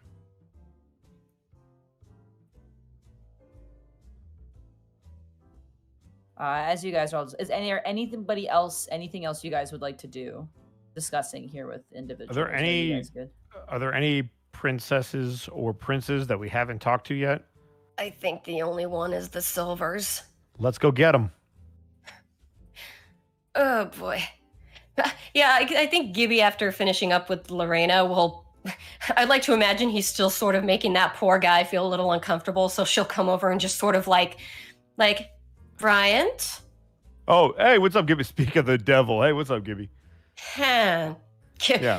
Says to Derek, is he being okay? Yeah. Oh god. You hear him muttering something under his breath. Roll a perception check. Just like, oh god. Please roll above a fucking 10. 17. Thank you. Oh, you hear him as you're like, hey, is he keeping you? Is he staying out of trouble? You hear him go, yeah. Oh god, there's two of them talking to me now. God. Oh. Yeah, it's going great. We're learning a lot about each other. Right. Gibby takes pity. Brian, I hate to pull you away, but there's probably some more rounds we need to make. Oh, yeah, no problem. Sorry, guys. Duty calls. Stay on the up and up, you three. No stealing, all right? Okay, I'm going. Gibby looks at him like, the fuck did you just say? Oh, I said no stealing. You know, like princes and princesses, because they, as you kind of walk away, to look toward Brimrand like. You see Brimrand run his fingers down his hair, and he kind of smiles and turns back and goes, well, I'm not going to be tempted. Unfortunately, Quethel didn't bring his new princess. So, big shame, isn't that? You watch as Acidback just bitterly sips his drink a little bit. Quethel? Above game, is that? That's we're assuming that's Acidback's other name. His actual name. His real name. Oh, Quethel. Quethel. Yeah, that's his name. Quethel. Like, Gibby looks at his Acidback a minute, like, just processing, like, wait. He looks like a Quethel. Just like, oh no. It's like, pleasure again, sirs. Come on, Bryant. I'm gonna follow Gibby. I kind of want to ask if I can take his Codal next time. Cool. Oh, God. Codal. I mean, he probably wouldn't kill you. Probably. So let's go talk to this Silver Dragons. Gibby is going to give Brian a slight nudge in his side. Hmm? Brian, you can't talk about kidnapping princesses in front of Brimrand. Why not? Don't you remember? Ragnar Cole kidnapped two of his. Yeah, I'm aware, and he should kick his ass for it. Well, he can't, so sympathy, sensitivity. It's probably a really touchy subject. We're trying to be diplomatic and make good relations. Right. Anyway, glance at, you said the Silver Dragon was talking to that Fae Queen? Yeah, they seem to be kind of like just briefly discussing. The Fae Lord tends to carry themselves as like very, very calm, despite how like fiery the entire tire is. Notably, they're sipping as they sip their like wine. It's weird as you approach. It's almost like standing next to an oven and a freezer simultaneously between the two of them. As we approach, Gibby will say, just keep in mind, these two are probably the most likely out of this room to kill us if we speak out of turn, so tact? I just won't talk. Okay. Evening. The Silver Dragon turns and goes, evening. One without one. How interesting. You live a dangerous life now, don't you? Well, I was unaware of my condition for quite some time, but I think I do a lot of good where I am, so. You're certainly putting yourself in quite a bit of danger being where you are right now, the way you are. Above game, does he mean in general, or does he mean like this meeting right now? And looking at you in this meeting in general, you get the sense that she looks at you very, very, not like mean, but just like you're kind of an idiot sort of way. Gibby goes for levity. Well, it's, I guess, a little like being at a buffet and noticing the buffet only has one item and also realizing, oh, you are the item. What I'm trying to say is that you're very stupid, little girl. Again, that sort of mental image of Mama Rigigi behind her rising up again. I suppose that can be one way to put it, but again, I've done a lot of good where I am, and I want to keep doing that good. Anyway, I hate to interrupt, but I'm just acquainting myself with everyone, and I wondered if I could introduce myself to your companion. Gestures to her. Was it a prince, right? The unassuming guy. It's a guy, yeah. He's very boring looking. He's like the default character in an MMORPG that you get when you start. Wow. Oh. He's the base He's the base shepherd. Yeah. With like more hair. The man kind of who is sipping on wine kind of looks awkwardly and turns towards you and goes, hey. Hi, Lauren Gibby, Prince Division, and this is Michael Bryant, also Prince Division. He kind of looks at you and looks between Brian, then looks towards Linzaka, and Linzaka goes, no, by all means, mingle. And she goes back to talking with the Fey Lord. And Theodore, as she does, as we go off, I'll just nod to the Fey Lord as well and say, pleasure as well, sir. Female, actually, you said? Mm-hmm. Well, you said it was a queen, so that doesn't mean much with Faye, honestly. What's a gender neutral, sir, Faye. madam? But how do I? Lord? Yeah. Yeah, that sounds good. Pleasure to make your acquaintance as well, Lord. They nod towards you and then turn back, and they're speaking not in Draconic. They're speaking in Sylvan. You think, just based off of the dialect? If I were Esme, but I'm not. The human man kind of turns to you and goes, Theodore, and reaches out a hand and shakes it. Hi, Theodore, Hemir. Nice to meet you. You enjoying yourself? Yeah, I like stuff like this. I usually when I do business meetings, it doesn't have, he kind of looks around, so many dragons, but Linxana asked me if I would be willing to come to this affair, and I don't quite know why I'm here, but I'm happy to be here. Is the silver dragon within earshot? Oh yeah, none of the humans are leaving out of earshot of the dragons, unfortunately. Yeah, I was assuming except for Orville, who is a wild card and he doesn't care. Fucking Orville, man. He's such a nice man. Orville's like, I'm old, I don't give a fuck, and then just goes and does what he wants. You know what? Live life like Orville. You don't usually go to these sort of things, then? I go to business meetings, yeah, but not fancy ones. Usually just boring PowerPoints, stale donuts, that sort of affair. Oh, I see. Are you just assisting, or? Well, I guess I feel like I'm just here as a +1, to be honest with you. I'm actually a financial director at Linxana. Linxana's business, small business, loaning business, you know. Oh, how long have you been with her? Company? I mean, me and Linxana, there's nothing between us. But, well, I just meant, how long have you been her prince?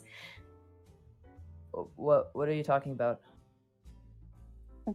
Above game. I don't know how else to phrase that. Just how long have you been with? Yeah, he seems genuinely confused by that question. Huh. Were you?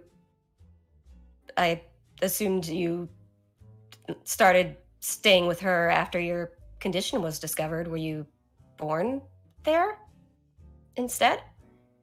I'm sorry, ma'am. I have no idea what you're talking about. Insight? I'm very confused. Yeah, go ahead and roll an insight. I don't know how else to phrase it. 16. He seems genuinely confused by what you're asking him. He has no idea what you're asking him about.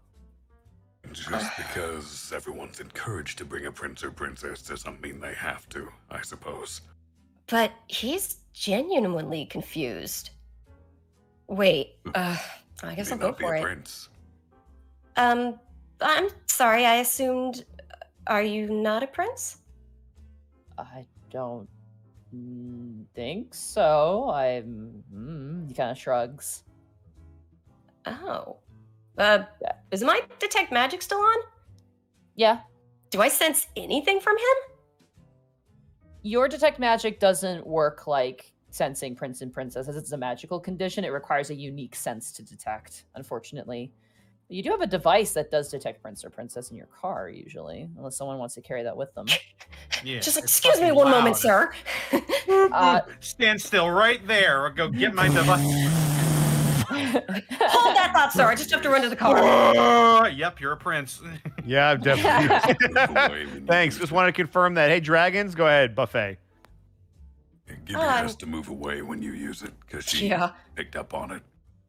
It's just everybody's. It just starts smoking because there's like 15 princesses in here. Oh yeah. Oh, goodness. I'm sorry, sir. I assumed all the dragon's companions were all prince and princesses. I don't have any royal blood in me, I don't think. He kind of looks nervously towards Lixana, and Lixana just kind of like gazes at the two of you and turns back to the conversation, completely ignoring you. Huh. I'm just a business consultant. he like weirded out drinks his drink a little bit. I've already incited him. I don't. I'll give Brian a look and just be like, of course. Sorry, I must be asking very weird questions. Well, anyway, you said you were a financial advisor? Yeah, I mostly work in loaning finances and interest rates. I can't say I understand any of that, but it sounds like you enjoy your work. Oh, well, it's really simple. And then he immediately bores you with really bad income tax. Yeah, this was what I was going for. This is kind of what I was going for. Just like, okay, let's just segue into something else. It's very boring. You learn about interest rates and how they've changed over the past 10 years and how, housing interest rates are particular, like blah, blah, blah, blah, blah, blah, blah, blah, blah. And it's just like, cool. Taxes. Yeah, sweet. Actually, if I may, at some point, I'm just going to lean to Bryant and say, Bryant, I'm going to go check something. Do you mind just talking to Theodore? Yeah, I would love to. Why are all these fuckers so nervous? I don't know, but please be civil and just, I need to check something. I'll just let him ramble. Right. Theodore, I have to run and talk to someone real quick, but it was very nice to meet you. Oh, we were just getting to the best part. No, but no. I know. I'm so tell me more about that tax haven loophole. Oh that no, we were going on to we've been going on to small home mortgages, which are very, very fascinating and very interesting right now in the current developmental stage of the city. You see, the interest rates are usually he's actually way more comfortable now. Like the moment like the weird confusion has ended, he's just like, oh, business, income tax and mortgages and if I'm allowed, I would like to go to Acid Back. Okay, absolutely. You kind of wander over to Acid Back, who's bitterly sipping his wine, and the dragons are kind of like talking. And she goes, and you hear Yvonne going, and she's absolutely beautiful. At the day I met her, I was just like, wow. Oh, hey, you're back. And Acid Back turns and goes, Gibby. Acid Back, I'm so sorry. Could I borrow you for 1 second? You watch as like Brimren kind of drinks his glass and goes, that's funny, usually it tends to be the other way around. And Acid Back's like, right. Wow. Fuck you, dude. Gibby just wants to do sword first, like, oh, you. No fucking perspective, like I said. Acid Back will just quietly follow you and be like, is everything all right? I want to make sure, hopefully, we can be out of eye shot of the Silver Dragon, but within eye shot of Theodore. Mm-hmm. Sorry, I don't mean to. How your senses about who's the prince or princess? How good is that? Like, anybody in this room you can sense? Yes. Okay. She points to Theodore. Is he a prince? He is, yes. Okay. That's all I wanted to make sure of. Sorry to pull you away. No, it's fine. When it comes to Lixana or Lixaka, they tend to love to keep people in the dark, whether it's taking out a loan or being employed. But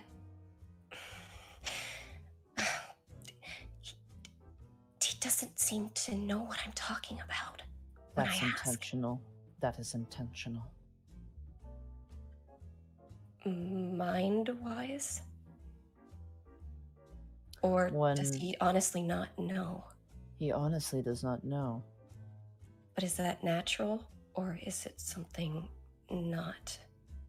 Think about it like this. If you're sharing a room with a tiger, would you rather know the tiger's there or not? And are you more likely to run away from the tiger knowing it's there? Okay, above game, I'm not sure I'm catching the drift. Damn it. Insight? Is anybody else catching the drift? I'm guessing that he doesn't even know that she's a dragon. Well, that's the thing. How do you not know you're in a room full of dragons? Well, It's the sense so that... there's probably a thing where everybody knows that she keeps her princes and princesses in the dark, and if any one of these dragons walks over and tries to explain it, she's gonna get pissed, and then we'll probably modify their memory if she has to. So nobody says anything because it's pointless. There's no chance of defiance if you know you're not defying something, essentially. Yep. So that's what it is? It's not like he has some weird some magic spell on him that they just didn't tell him. Or they didn't tell him. Imagine if you're a prince or princess and you're raised in a world where that doesn't exist. Okay. And then someone finds you and you're a prince or princess. They're like, hey, come work for my company. And you're like, okay, without even thinking about it. And you are none the wiser at all. Yeah, but I just asked him if he was a prince. Wouldn't you be puzzled? He's confused, but he's probably like, I don't know what you're talking about. I'm not royalty. He doesn't know that he's a prince. He doesn't have it's like trying to explain colors to somebody who's never seen a color before. They don't have a concept of it. But they have the internet. Wouldn't you? Well, you know what I mean. Never mind. Okay. This dude likes mortgages and income tax. You think he Okay, fair enough. He's a sheltered boy. He's Yoshikage Kira, but not evil. I see. Yeah, okay. Sorry again. Thank you. Asabai kind of turns, and for his sake, it might be best if he doesn't find out. Right. I wish I'd known that ahead of time. I'd confused him quite a bit. That's fine. All right. Thanks again. Kind of gives a nod. I will go and get Bryant. Hey, sorry about that. That is why right now in this market it is wisest not to invest in like, oh, you're back. I could go over what I just talked about. You'd find it very interesting. I wish I could stay, but I really unfortunately do need to pull Bryant away too now. But it was, thank you so much. It was so interesting to talk to you. Yeah, if you're ever interested in taking out a load, like come to our office. We'd be happy to settle you with something. Right. I will. If I ever need to make a lien on my soul, I'll definitely let you guys know. Oh, Bryant, you're a kidder. Okay. Yeah. You telling me they wouldn't do that business? Let's take leave over. Okay. You guys all want to regroup as a collective now? Yeah, let's go to the cheese table. That's the safe corner of the room. Okay, I can't go there if Durzub's there. No, Durzub's gone at this point. He's rejoined Baron Dramar, and they're actually currently talking with. Baron Dramar is currently speaking with Ragnus Call. At this point, they're discussing. And the groups have mixed up a little bit. You now see Rigagon speaking with Ivan and Rita, and it's all just kind of jumbled together. Notably, the Kirin is missing. They seem to have left the building. Or at the very least, the room. But you guys all meet up together next to the cheese table, and you may discuss. Gibby, Bryant, good that you are here. I made you sandwiches. I call this one Mount Moon, and this one Mount Silver. How big are these sandwiches? Big. Rex, what are you doing?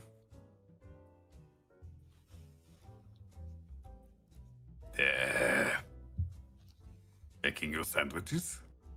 How am I going to eat this sandwich? It's With almost your as big mouth. as you are. I've seen you pack away that much. Without missing a beat, Gibby is going to grab that sandwich and take a massive bite on it, like more than she should be able to handle. It's like a single frame of animation, like, stop! Just sort of put a hand to her forehead, and she just like, oh my god. Okay, so that was hot. Shut up, Bryant. What? This is very stressful event. I thought you two could use some stress-relieving food. It's been interesting.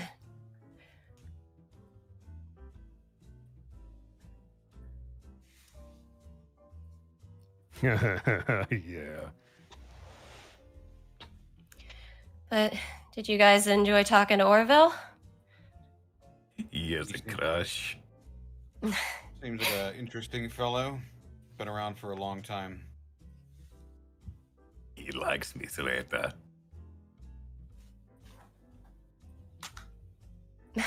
Does he? Yes, he is smitten. So, Gibby, what's the deal with Hoodie Boy over there that you talked to? Not a lot I could get out of him besides his name. It's Kyle Burns, appropriately enough. But I don't think I want to stress the kid out. He doesn't look like he feels safe enough to say much to us when he's right next to Ragnas like that. Did you talk to him about video games or something he can relate to, maybe? Looks to Bryant. You want to try? Sure. He's gonna start walking over there. You know, Gibby, after everything she's seen, is just like, Fuck it. Godspeed, How Bryant. could this go wrong? All right, as you walk up, Baron Dramar and Ragnas Call is like in a conversation. You walk up to Kyle Burns. Yeah. And I'm gonna stand in between. So if he's looking at Ragus Cade, I'm gonna walk so that I block his ability to see him and then just kneel down. Okay. The kid's tall. He's not like super short. I thought he was a short kid. He's 15. He's 15. Right. Like he's around 15. This is a teenager. All right. Yeah. Well, I'm still gonna block his eyesight. To be fair, Bryant is also huge. I am very tall. Bryant's really tall. Very tall. Hey, what's up, kid? I'm just gonna roll something here. Ooh, that's bad. You hear a voice behind you go, "Hey." To me? Yeah, from behind you. I'm gonna turn around. You see Ragnas Called like staring down at you, and he does not look pleased.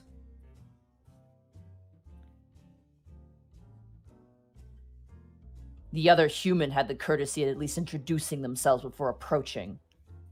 Oh, my bad. I didn't know who you were. Michael Bryant. Nice to meet you. And I'm gonna put out a handshake. He looks down at your hand and looks back up to you and goes, "Ragnas Call." Oh, nice to meet you. Specifically, Ragnas Call of the Eternal Flame. Can't say I'm familiar. Well, you should be. I'll Google it. Or Arcana search. You Arcana it. Oh. After I shake the hand, I'm going to turn back around to the kid. Unless he says something. Oh, there it is.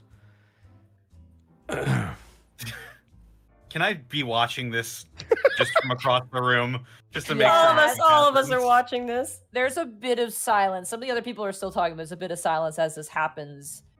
And Ragnas Call puts a hand on the sword and draws it out and kind of points it towards you. Gibby just chewing her sandwich like, he'll be I'm fine. going to look down at it and look back. Actually, that's pretty nice making craft. You do that yourself? Listen to me, you impudent idiot. I have killed better men for less than this. You ignore me when you approach. You disrespect me when I introduce myself. And now you have the audacity to ignore me a second time.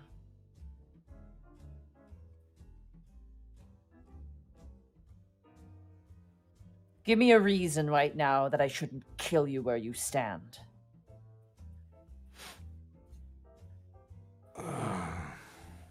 You hear a voice chirping. Baron Dramar goes, "Well, someone could stop supplying you with your gold that you wish to make your weapons out of. That could be a start."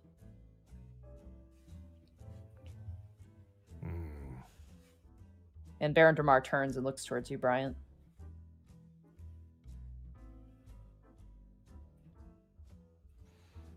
Bryant's just going to kind of shrug and see if the Red Dragon likes the proposal that was just made.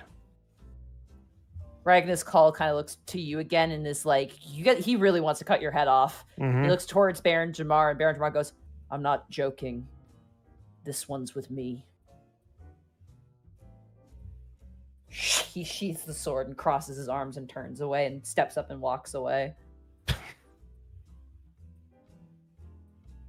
Baron Dramar turns to you and goes, "Overconfidence. Liquor of the fool." He gives you a bit of a smile. A slow and insidious killer.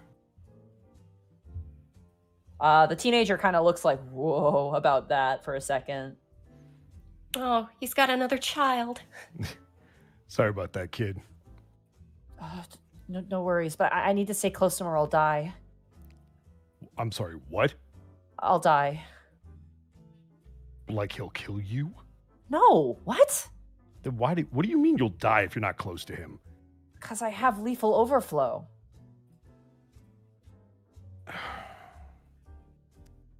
Yeah, go ahead. He kind of runs off and follows Ragnar's call. Are you fucking kidding me?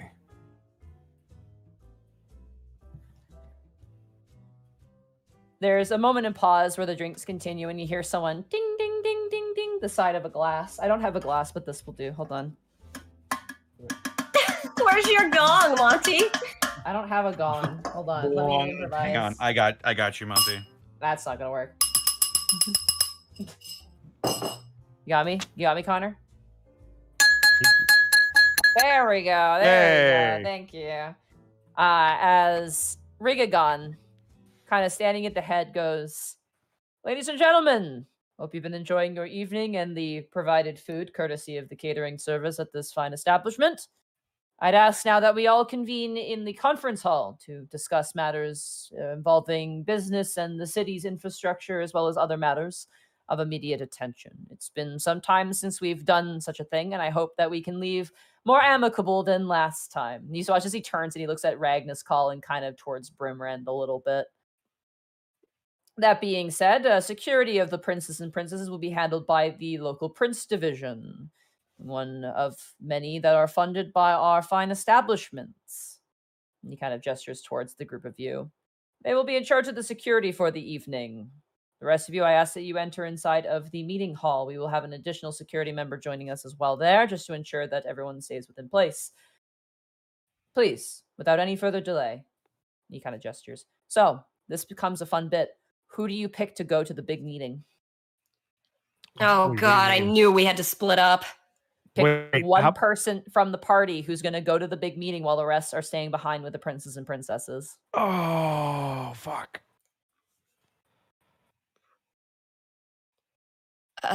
Does Roche have any input on this? Roche is going to be staying behind. Yeah, but does he have an input on who should go? On who he wants to go? It's up to you. That is completely your choice. Oh, man. Roche is going to be dealing with the entranceway. I'll be honest, the dining hall. As much as it would make sense, I don't know if I want you in there, Gibby. Yeah, but I'm expecting shenanigans to happen either way, and it's just I don't like this one bit. Nope. Though, keep in mind, if it was me, there's a lot of burly people in there to protect me who would. Mm-hmm. But I just, it's like that thing we did with Unexpectables where we thought it was the right choice, but then we was like, oh, we should have chosen the other person. Well, we kind of all knew that Greckles was going to fuck that up, but he wanted to do it. So oh my God! Wow! Oh God! You're an asshole. Flashing back to every moment where Greckles hugged Remy in his time of need, and those black and white photos are just burning to ash. They right sure now. are. Somewhere Gaijin has just shed a tear, and he doesn't know why. Yeah, he just sneezed. Gaijin, I love you, okay? Don't listen to Bosco. Jesus. Jesus Christ, dude. I guess Honestly, just look to the say group. Tanis for the big meeting. Because thinking about our skill set, if things go wrong with all the princes, AoE is mine and Gibby's specialty. And Bryant is the tank to keep attention off everyone else. And I was a former bodyguard, so I would know what I'm doing. That's true. We just don't know what could go wrong. I mean, let's put it this way. Never know that. Do you want to send the person with Princess? I don't think so. Do you want to send the healer? I don't think so. Which leaves either Tanis or Bryant, and I think that makes the choice for you. I'll do it. Yeah, I'm inclined. I have one thing to give you. Mm-hmm. And Tanis is going to be the one going in for the meeting. Yep. Yes. Okay, you get tongues for the next hour. That way, even if they speak in some language under their breath, you'll understand it. There you go. Okay. So Tanis, Thank you're you, gonna go Khel. in. Yep. I'm Yep. gonna All right. crack my knuckles. So to give you an idea, Lucy is. You have no idea where Lucy is. You guys are in the sort of main foyer, sort of like eaten food area, which is where the princes and the princesses are going to remain. And then there's going to be the meeting chamber. Roche is going to be stationed outside of the meeting chamber, and you are going to be stationed inside of the meeting chamber and be part of the meeting as well. What about the boy with lethal overflow? Yeah, You can watch as they begin to leave, like he almost like a duckling trailing after like a mom duck. It's just like he's like following, and Ragnus Hall goes, "No, you stay." And he goes, "But it's like you're not gonna die. It takes longer than that." And the boy just kind of stands there, and his shoulders kind of swoop as Ragnus Hall just continues forward, and he's left behind and looks very like lost, like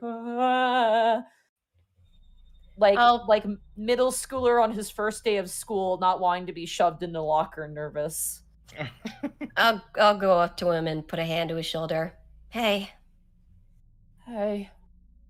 did you get any food yet? No, I'm hungry. Come on, we'll get you something. Okay. Oh, okay. He seems really nervous. You gonna be all right? I don't know.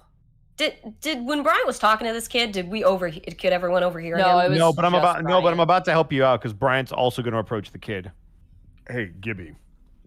Hey, Bryant. Yeah, do me a favor. Check your phone. And Uh, Brian's going to text okay. to Gibby.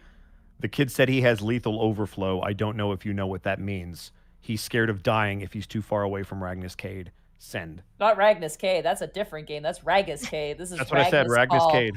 Oh my god. I feel like even off my head, I could extrapolate a little bit what that means. I mean, yeah, you could. But beyond that, you don't know what that means. Oh, come on, Kyle. They shouldn't be too long. Okay. I mean, the food's free and it's probably really good. Can't pass that up. Yeah. I just get nervous. I don't really want to eat when I'm nervous. But yeah. Okay. Yeah? Kind of wipes his nose. He's like kind of shaking his shoulders a bit. Hey, kid, you ever play Undead Neighbors 3? God, that game's great. Gibby, I told you I was going to like this kid. Yeah. Dude, have you played the DLC yet? It just came out. The DLC. I've been speedrunning the DLC. As they my talk, God. I'm going to give Bryant a gentle push between his shoulder blades and be like, go ahead and take him over and get some food.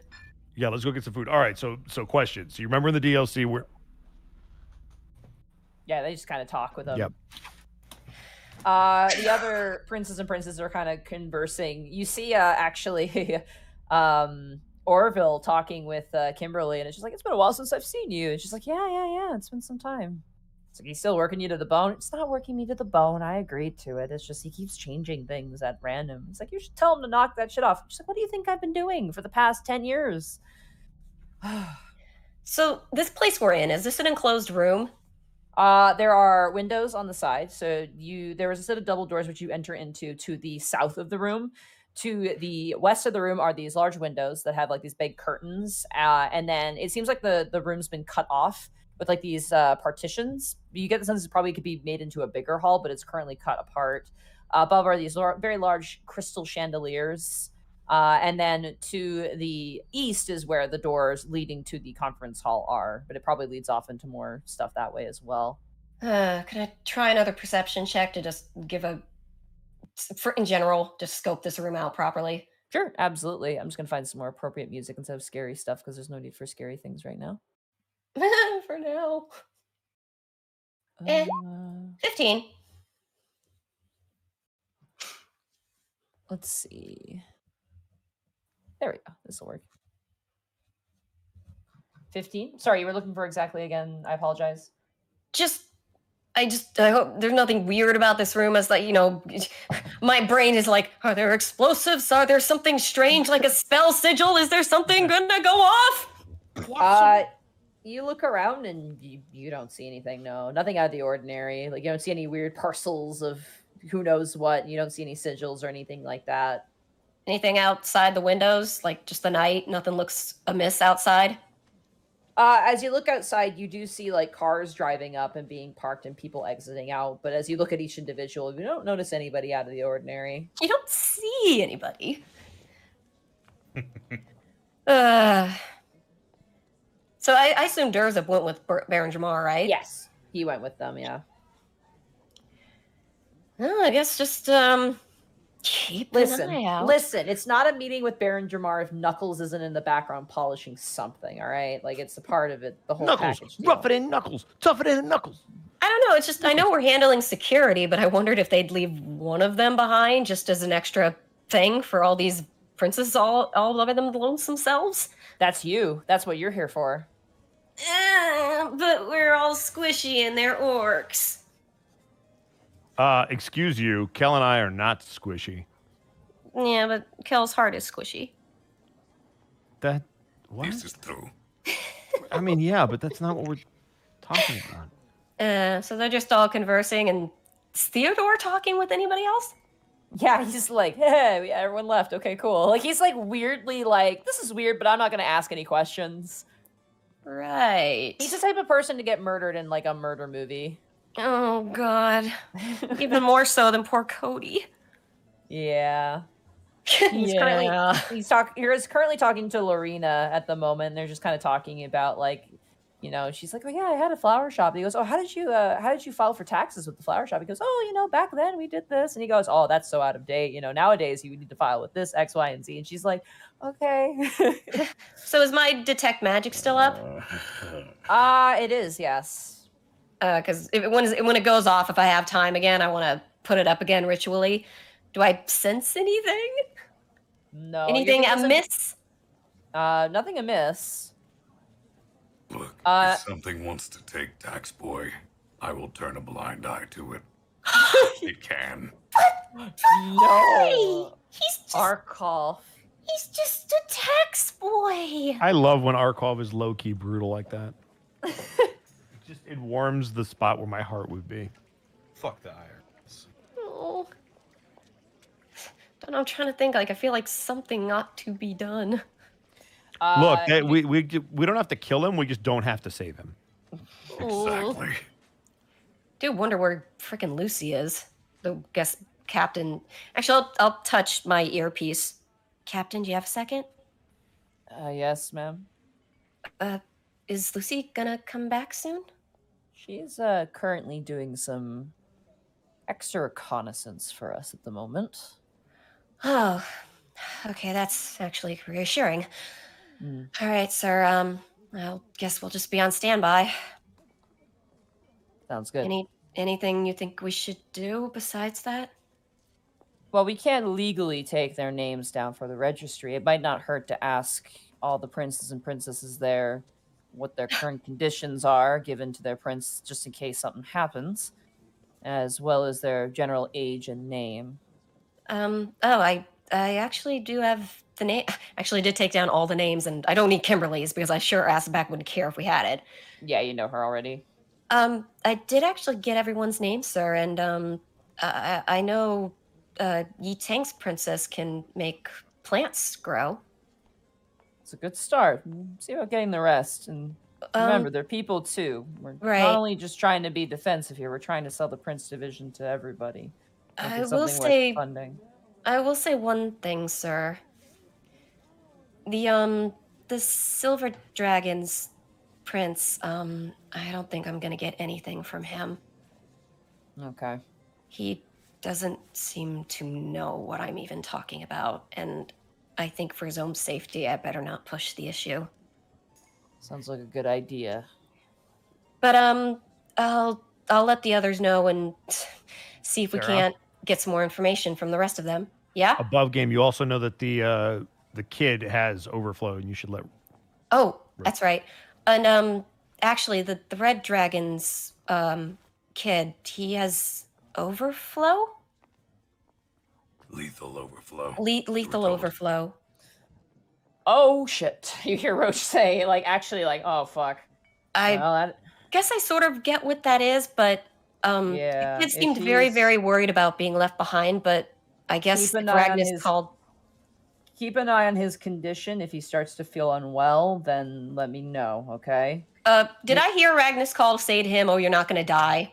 Yeah, basically, you're not going to die. Calm down. Well, I noticed Kyle tried to follow Ragnus, and when he did, Ragnus made him stay behind and said something like, "You're not gonna die." Yeah, well, he also put a sword to Brian's throat, so I don't want to use his judgment as our basis, if I'm being All right. honest. Sir, if it starts to go bad, how will we know with this kid? What will be the signs? So lethal overflow essentially is when the prince energy goes into the organs. So basically, instead of being released out of the body naturally, it affects the organs. So if he starts coughing or he starts feeling dizzy, you let me know, okay? Got it. Bryant's with him. I'll text him and let him know. Good plan. Gotcha. All right. I'll be here if you need me. Sounds good. I will immediately text Bryant.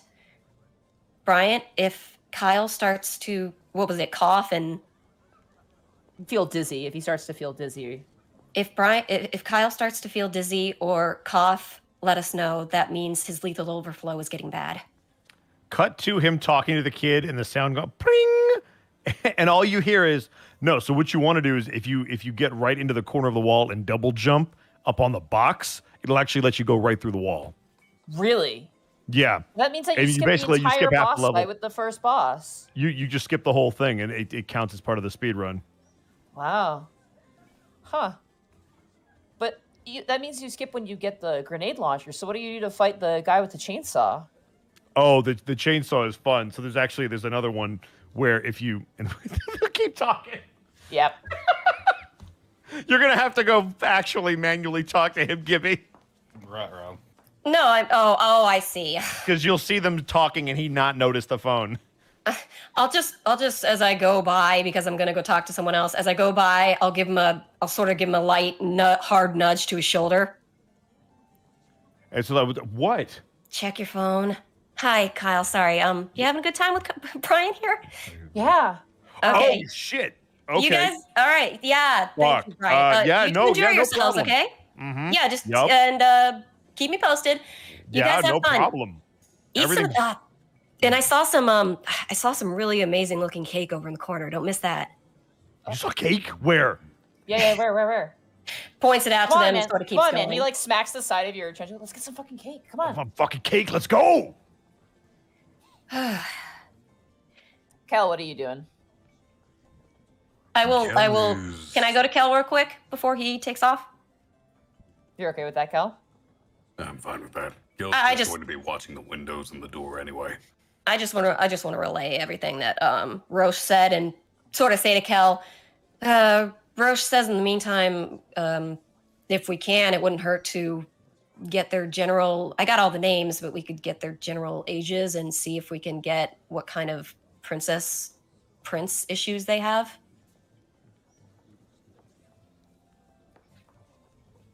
That might be your wheelhouse more than mine. Well, she glances over at Orville. You've got a pretty good rapport with him. To be fair, he has a good rapport with everyone. It's true. I think she's gonna gesture to Kimberly. Let's go ahead and ask Kimberly, because I have a feeling she won't mind telling me, but if you want to talk to Orville, see if he's willing to be talkative about it. I can do so, yes. All right. And I will leave Khel to do what he's gonna do. Sorry about that. All right. No, you're Khel. fine. You're approaching Orville? Yes. Hey, how's it going? Fairly well. You having fun? He's currently sitting near Darcy Smith. They're both kind of sitting at a table and just talking. He goes, yeah. Darcy here was just telling me about some show that she's been watching with her boss. What was it? The Ranking of something? She goes, oh, the Ranking of Lords. It's very good. Oh my god. The Ranking of Lords? Yeah, it's really good. But what are you doing around here, huh? Well, I was just curious. You are a prince, yes? Oh, yeah. In more ways than one. Kind of gives a wink. Well, you know I work with the Prince Division. I was kind of curious. Do you know what type of prince you are? Yeah, I'm actually in your registry, actually. When that was introduced a couple of years ago. Actually, I joined that. I actually have a really funny one. I have mild dragon pull, which is obviously, I think I told you the one about that one. But I have a lung-centric tempering, which is really funny. You know what that means? No, what's a what? No. Lung-centric tempering is what the doc called it. Lung-centric tempering. Yeah. If I hold my breath, nothing can sense my prince anymore. Oh, that is sneaky. Yeah, isn't that neat? That is really neat. Oh, and So, what about you, Miss? Oh, me? She kind of smiles and kind of cracks her knuckles. I have, well, not to kind of make your job obsolete or anything, but I have imbuement, which is very handy, which means I can imbue magical things with my prince or princess, essentially. It's like a battery. I can, like, put it in there. But the real scary thing that I can do is overdose. What is overdose? I can basically overwhelm a magical creature and kill it. Oh, like the ultimate secret weapon. You are Yeah. amazing. I get really sick after it happens, though. Oh, I can imagine the amount of recoil on your body. That's rough. But it means none of these dragons will mess with me, and I get to enjoy free food. The free food is always the best part, isn't it? Mm-hmm. And you, Mr. Orville, Mm-hmm. have you told Miss Nettie how you feel? Listen, son, something you should probably already know is that dragons don't really do that thing, you know? I beg to differ. My mother. Yeah, but Red has been around for a long time, and, you know, it's just... I like being with her, you know, but there's no real formality to it. We don't really bring in the human element too much, you know? Don't need to. I can respect that. Kind of gives you a little nod and smile.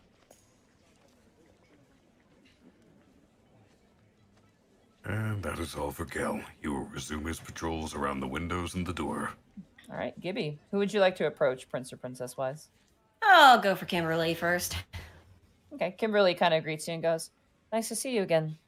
Hey. Taryn talks at length about you guys. She'd like to visit. That'd be great if, you know, when it's safe. Yeah, no kidding. Could I ask you something? Sure. What kind of princess do you have? I have magic charge redirection. Huh. I sort of feel like I get it, but I don't. Basically, if I use magic, it doesn't work. That's I'm innately magical, but I can't utilize spells beyond a cantrip level, or else things go pop and boom.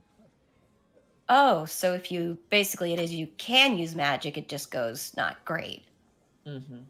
More in the sense that, well,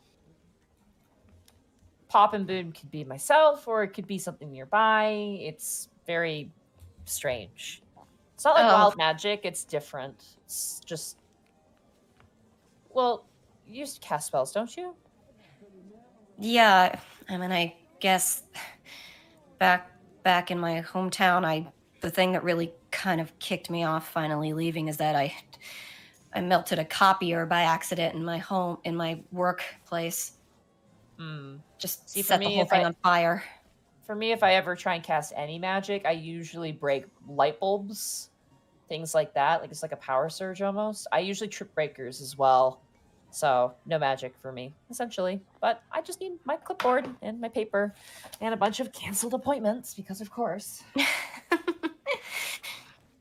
Right. Sorry, I'll leave you to it.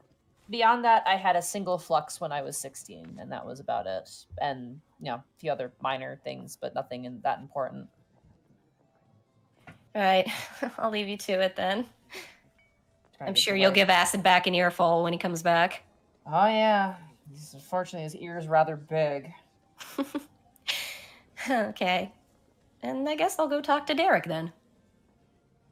Derek, like, while Khel is, like, looking out the window, Derek is, like, standing kind of out of attention, like, looking out the window as well every now and again, and then, like, looking or spanning the room and then looking back at the window.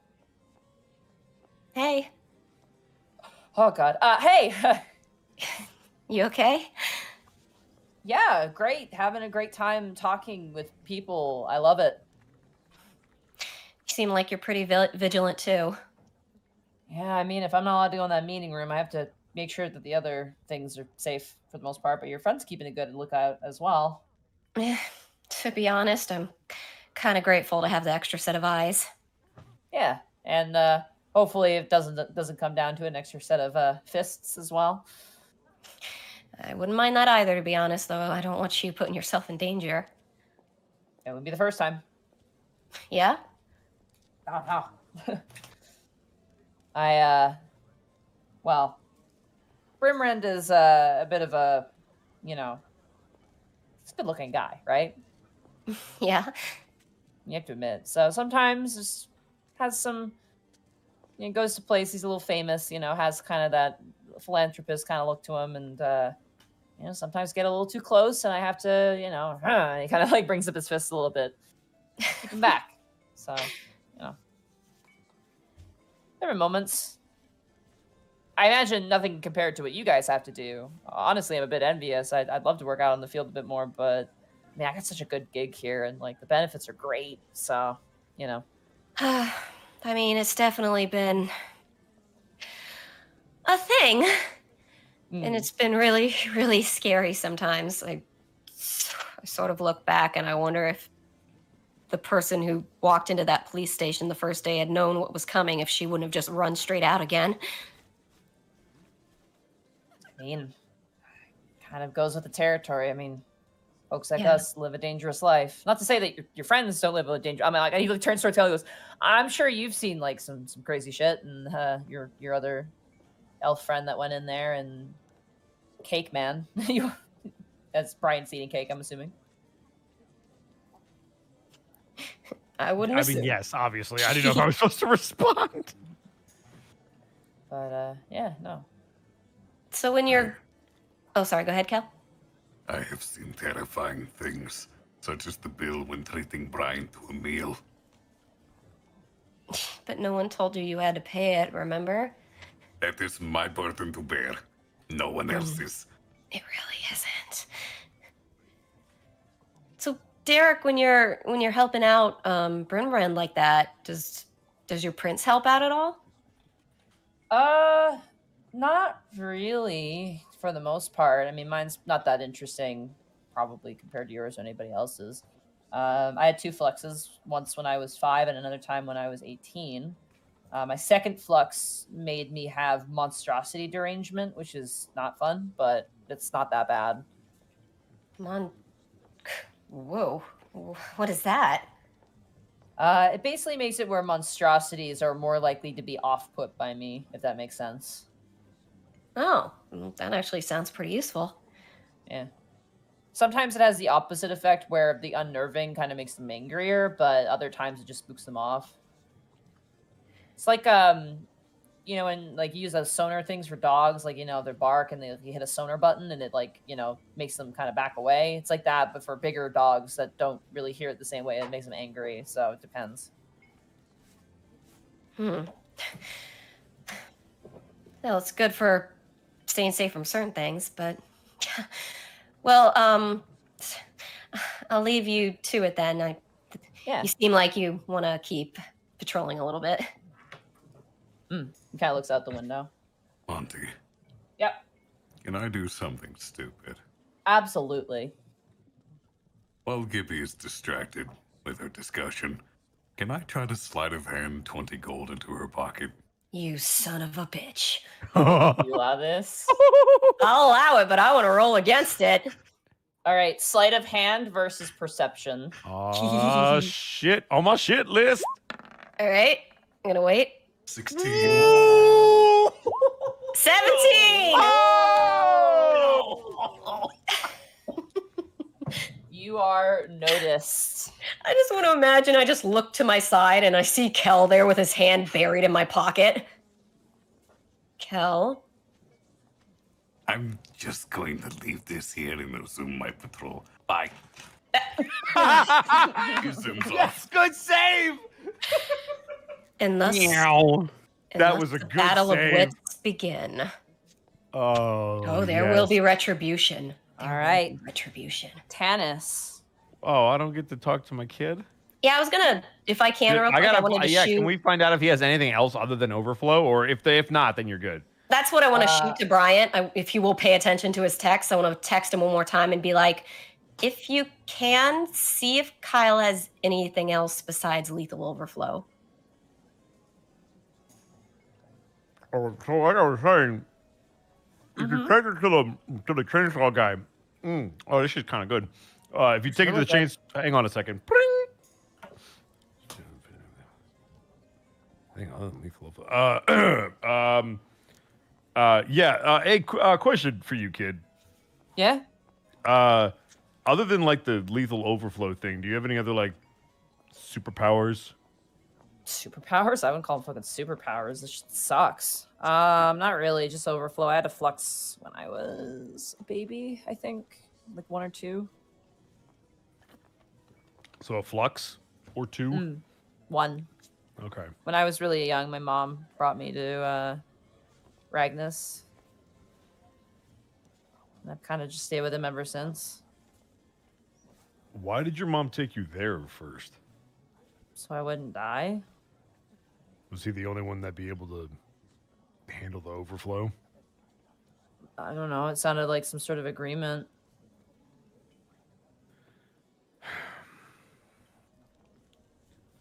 It's gonna visibly get to Brian as he texts Gibby back. 1 flux, that's it. Send. I mean, how's it been since you've lived there, I guess? It's all right. He like buys me video games on occasion. My mom visits me sometimes. He's cool with that? There's no issues? Yeah, he likes my mom.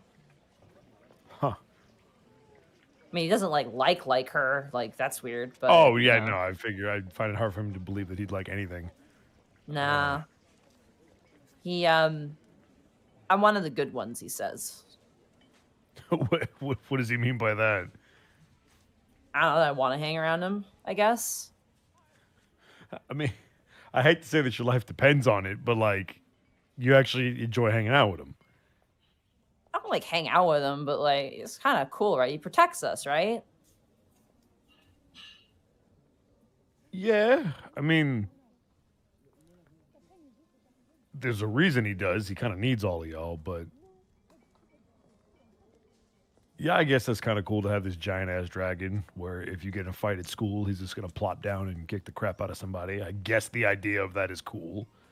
I wish I could go to school, but I can't. He homeschools you, right? No, one of the other princesses homeschools me. Huh. Yeah, I guess that works out. Yeah, she's another one of the good ones. What does he do with the bad ones? I'm not supposed to talk about it. Got it. Yeah, there's a part of the tower that they stay in. They're kind of ungrateful, you know?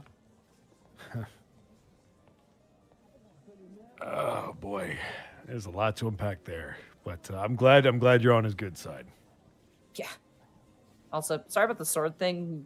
You know. Oh no, he's a dickhead. I would have kicked his ass. He's just lucky that the orc stepped in. Right. You could at least humor me. Listen, I mean, no offense, but I know he's a fucking. He could blink me out of existence, but you could at least be like, "Yeah, you'll kick his ass." Well, I know that you can probably skip Chainsaw Guy with that grenade trick that you're telling me about. Yeah, because that's how you push yourself through the next wall, but you can't burn the ammo on the way over there, which is what most people do. Yeah. Well, you just want to shoot the cages out of the trees, right, and get more ammo. Well, yeah, you would think, but again, if you burn it there, you can't skip the level, and that ruins your whole run because everybody's going to use it to skip through the wall. Yeah. You guys keep talking. Because that boss fight's a pain in the ass. All right. Gibby, Khel, Bryant, anything else you guys would like to do as we continue? I think we got everybody, right? Yeah, I mean, if I want to be really thorough, I can ask Lorena if she's got anything else besides the plant magic, but... She does. She has one more thing. You should get that. For the sake of brevity, can I just be like, what do you got? Yeah, she tells you. She has first generation genetic follow. Oh, okay, that's a mouthful. First generation genetic follow. Which is what? Basically, it means that if she has children, they will be princes or princesses, essentially. But only if they're human.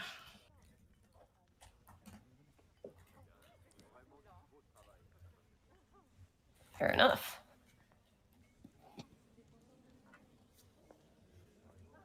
Tanis. That's me. As you make your way into the meeting area. Please roll good. With your tongues. Yep. Roll good with your tongue. That's not the right music. That's the right music.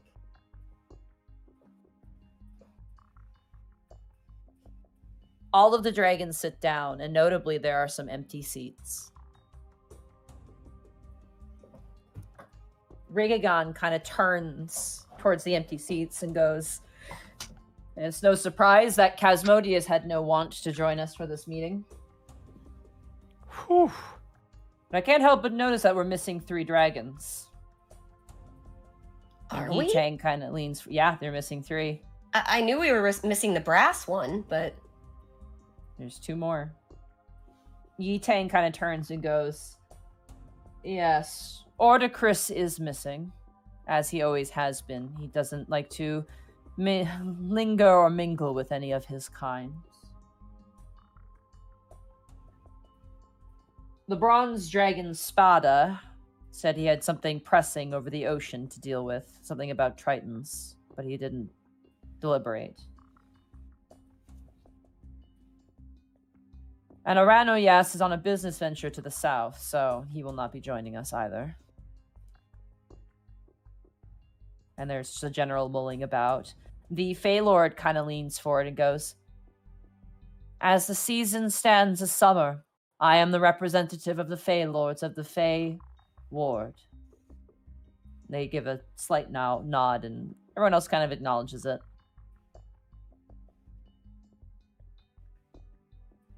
Good, Riagon says. Let us begin then. It has come to the understanding of many of us that there is now a threat within our city, a threat that is not uncommon and brand new, but of which its behaviors are acting rather strangely, and enough to warrant suspicion and concern. The Tower, a creature whose machinations used to be lied in secrecy and once or twice peeking up from the darkness, now has purchased a tower within the center of the Central City Ward. And of a greater concern to me is intel that I've received, as well as intel from others. He kind of turns and nods towards the dragons. Brinrem kind of leans back and goes, to my knowledge, the land that he purchased was a private seller. I have a sneaking suspicion as to what he intends to do, positioning himself in the Central Ward.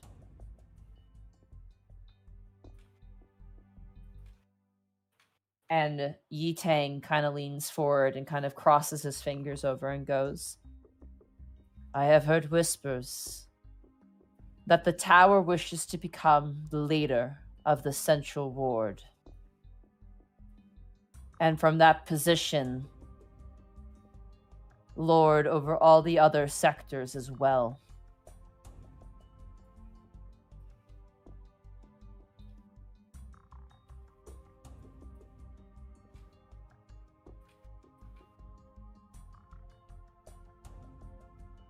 The silver dragon leans forward, kind of resting their head on their hand, and seems to be just kind of chewing the scenery and goes, I have also heard something interesting through the grapevine from some of the Kenku I have under my employ. that among the ones helping the tower is an elven individual with very well-versed martial arts, as well as a dragon.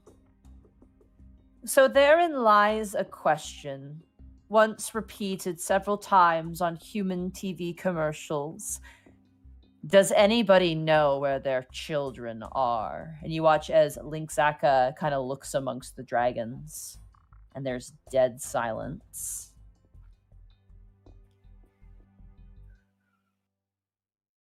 And that is where we're going to end the session for tonight. Shit. Didn't we literally say walking in, like, who's watching their hordes? No, she's referring to which dragon color is it? Yeah. Which of you has tower it? this time? Yeah, it's like which one of you fuckers has one of your kin running around doing this? Mm-hmm. Bye, Austin. We already know. Austin. Goodbye, Austin. Bye, Austin. Yeah, you guys know, but it doesn't seem like everybody else does. Bitch. Bye, Austin. I'd love to keep going, but it is 11 p.m. We went way farther than usual. We so I did was go like, further, and I think it's you know what? It's been a while, so I feel like it's appropriate. Wow. This is episode 43. 43, right? Wow. Getting up there in numbers. 43. How long have we been doing Prince Division? Like a year now? Almost Yeah. a year, yeah. We started it a little after the pandemic But it's started, also I believe. it's become bi-weekly, so it's a different. I thought It's we yeah, started takes in longer. 2020, didn't we? April 2020, I believe. So almost 2 years. Yeah, it's bi-weekly, so it's- Christ. Yeah. yeah. That's crazy. Oof. Oofa. I will say this: if we did this weekly, I feel like Prince Division probably would have been over by now. But It because would've, it's bi-weekly, yeah. it's definitely lengthened out its lifespan. That's for sure. Well, plus, we You're we welcome. tended to have For a some while. tended to have some unfortunate tech debacles. And health issues. Yeah, scheduling things too. Life happens, but glad we're back. Yeah. Let's go over to some less tense music, to something maybe a little bit more happy. And I can show you guys the wonderful art from our Woo! fans in our community.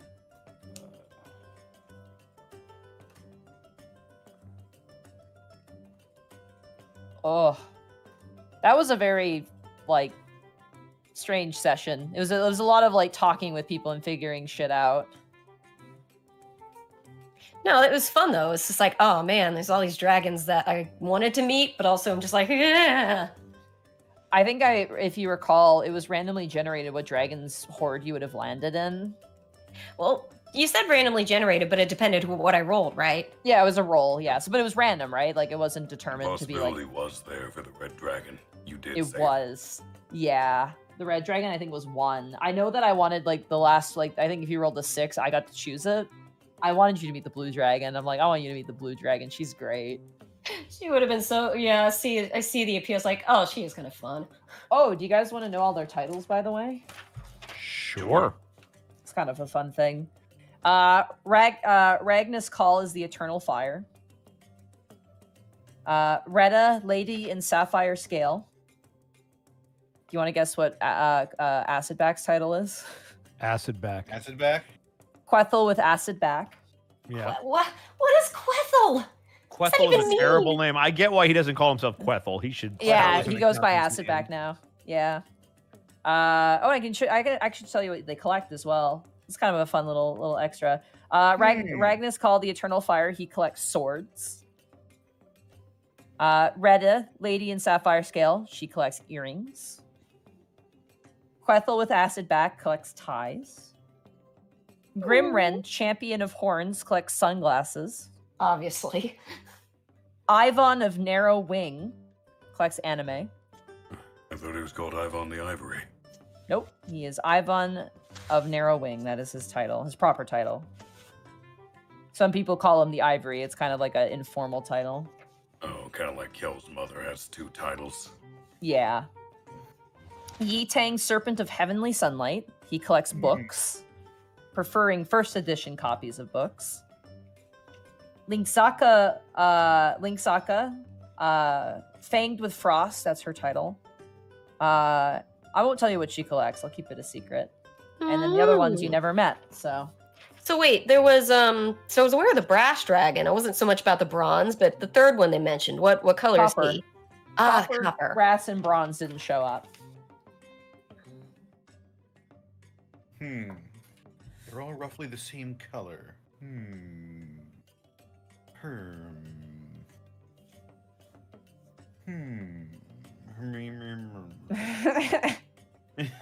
are you thinking there, Connor? I'm thinking the conspiracy. Oh, yeah? But yes. Man. I guess we have to play Gateway next week. Mm-hmm. We don't have to.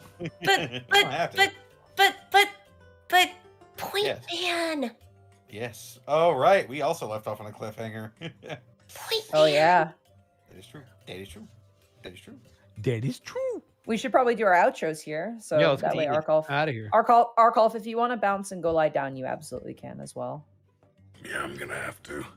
All right. Have a good night, Arcolf. Night, Arcolf. Thanks for joining us, Arcolf. Rest well. Take care, everyone.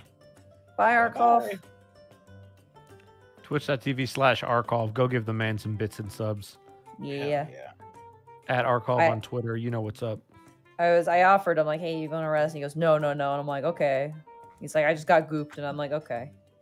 I love that. That's the term for it. Yeah, He got gooped on Wednesday though. Like I'm shocked he's No, still he's down. like, well, when I got my my shot, like the second Yeah, one, you I were was out for, out like, for a a week. while. Yeah, I was out for a week too. And to my knowledge, unless I have to get a booster, but I was never contacted by the health company to get a booster. So the way in America, but we have a different supply. It's about 5 to 6 months if you did Pfizer.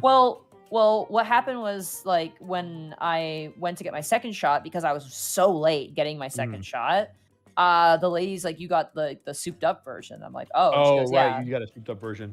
Yeah, she's like, you got the super version. I was like, oh, cool. And so like my other friends who got like the same shot but at a different time than me have gotten like contacted for boosters. I haven't, and I'm wondering if I'm gonna get contacted because maybe my version of the shot was like had it. It might or last something. longer your protection, so I don't know. You'd have to talk to somebody who knows it better than I.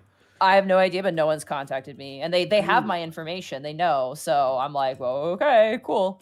That's a Google question. Yeah, but Where can they find you, Monty? oh, you can find me at Monty Glue on Twitter. You can find me at twitch.tv/Monty Glue. Tomorrow is going to be Pokemon. We're going to be doing more knew it. Pokemon Diamond. Nuzlocke. We ran away from Dialga. We didn't even fight him. We just left. But I'm hoping that we can get to the Victory Road, actually, and get to the Elite Four today or tomorrow. And then Thursday, unfortunately, there will not be Prince. I was a Prince Division. Dungeon of the Mad Mage. Unfortunately, Zorn the Bear can't make it.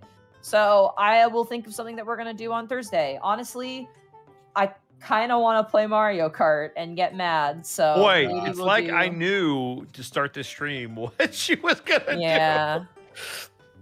I don't know. I'll see what else there is that we can play. Maybe if there's like a one-sitting game I could find and play that would be chill and nice to play. But we'll see. I might also want to take the night off as well and just rest too, because it's been very cold here. But yes, that is me. Thumbs up. Follow my Twitter. I posted actually a picture recently of Minmo, my hamster. Where do they find you, Sarah? Sarah. I'm on Twitter at Sarah with an H and with an E. Willia. I guess I can. I'll just shill now. Shilling. Yes. Things. Hello Kitty and Friends Super Cute Adventure Season 4 started up on YouTube. You can find it. I'm in the dub for Sakugan has been going for a while. Oh, we can talk about that?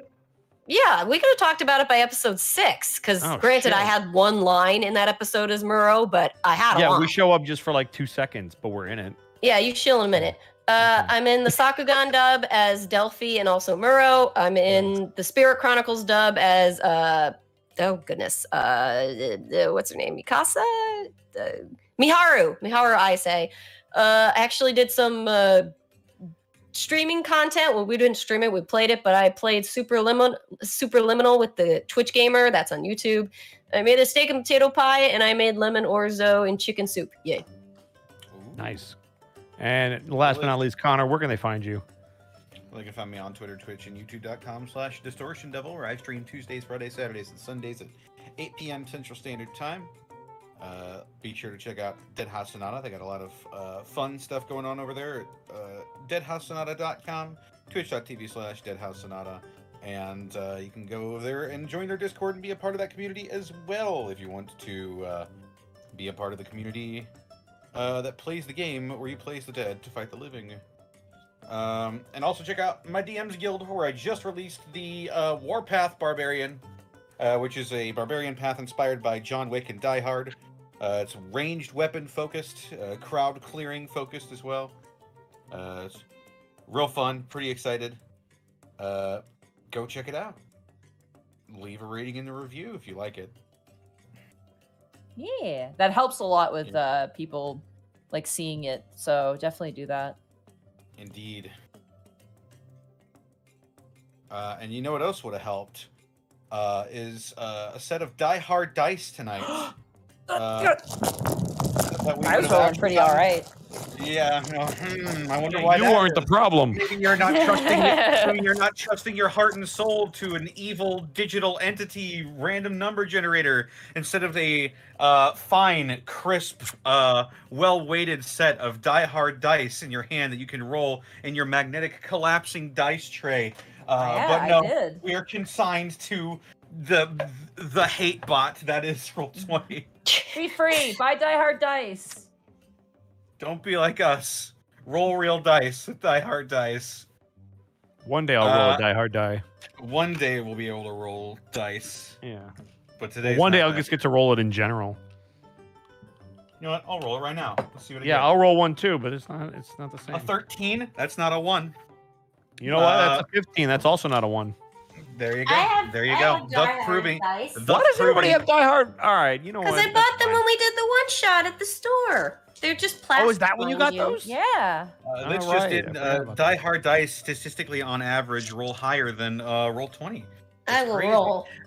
You should get some Die Hard dice then. I got a 19. Exactly. And if you, there you go. See, 19. Amazing. And you can also purchase yourself a set of Die Hard dice at dieharddice.com and use the code unexpectables ! To save 10% on your order at dieharddice.com. Get dice. If you buy metal dice, they usually send you like a free set of their regular plastic dice too, which is really, that's like really a 2-for-1 deal right there. Yeah, it's they don't even advertise that. I don't know if they're still doing it, but Last time we got sent dice, we got extra dice. Yeah, they sent us a bonus. It was really, really nice. If there's ever an opportunity for me to go to like a hobby shop, I'll probably end up giving away some of these sets because they're so cool. But yes. Other than that, we got wonderful people to thank with our business. Yeah.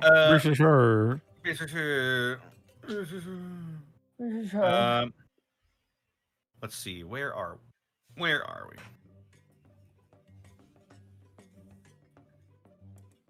Oh, I'll find it.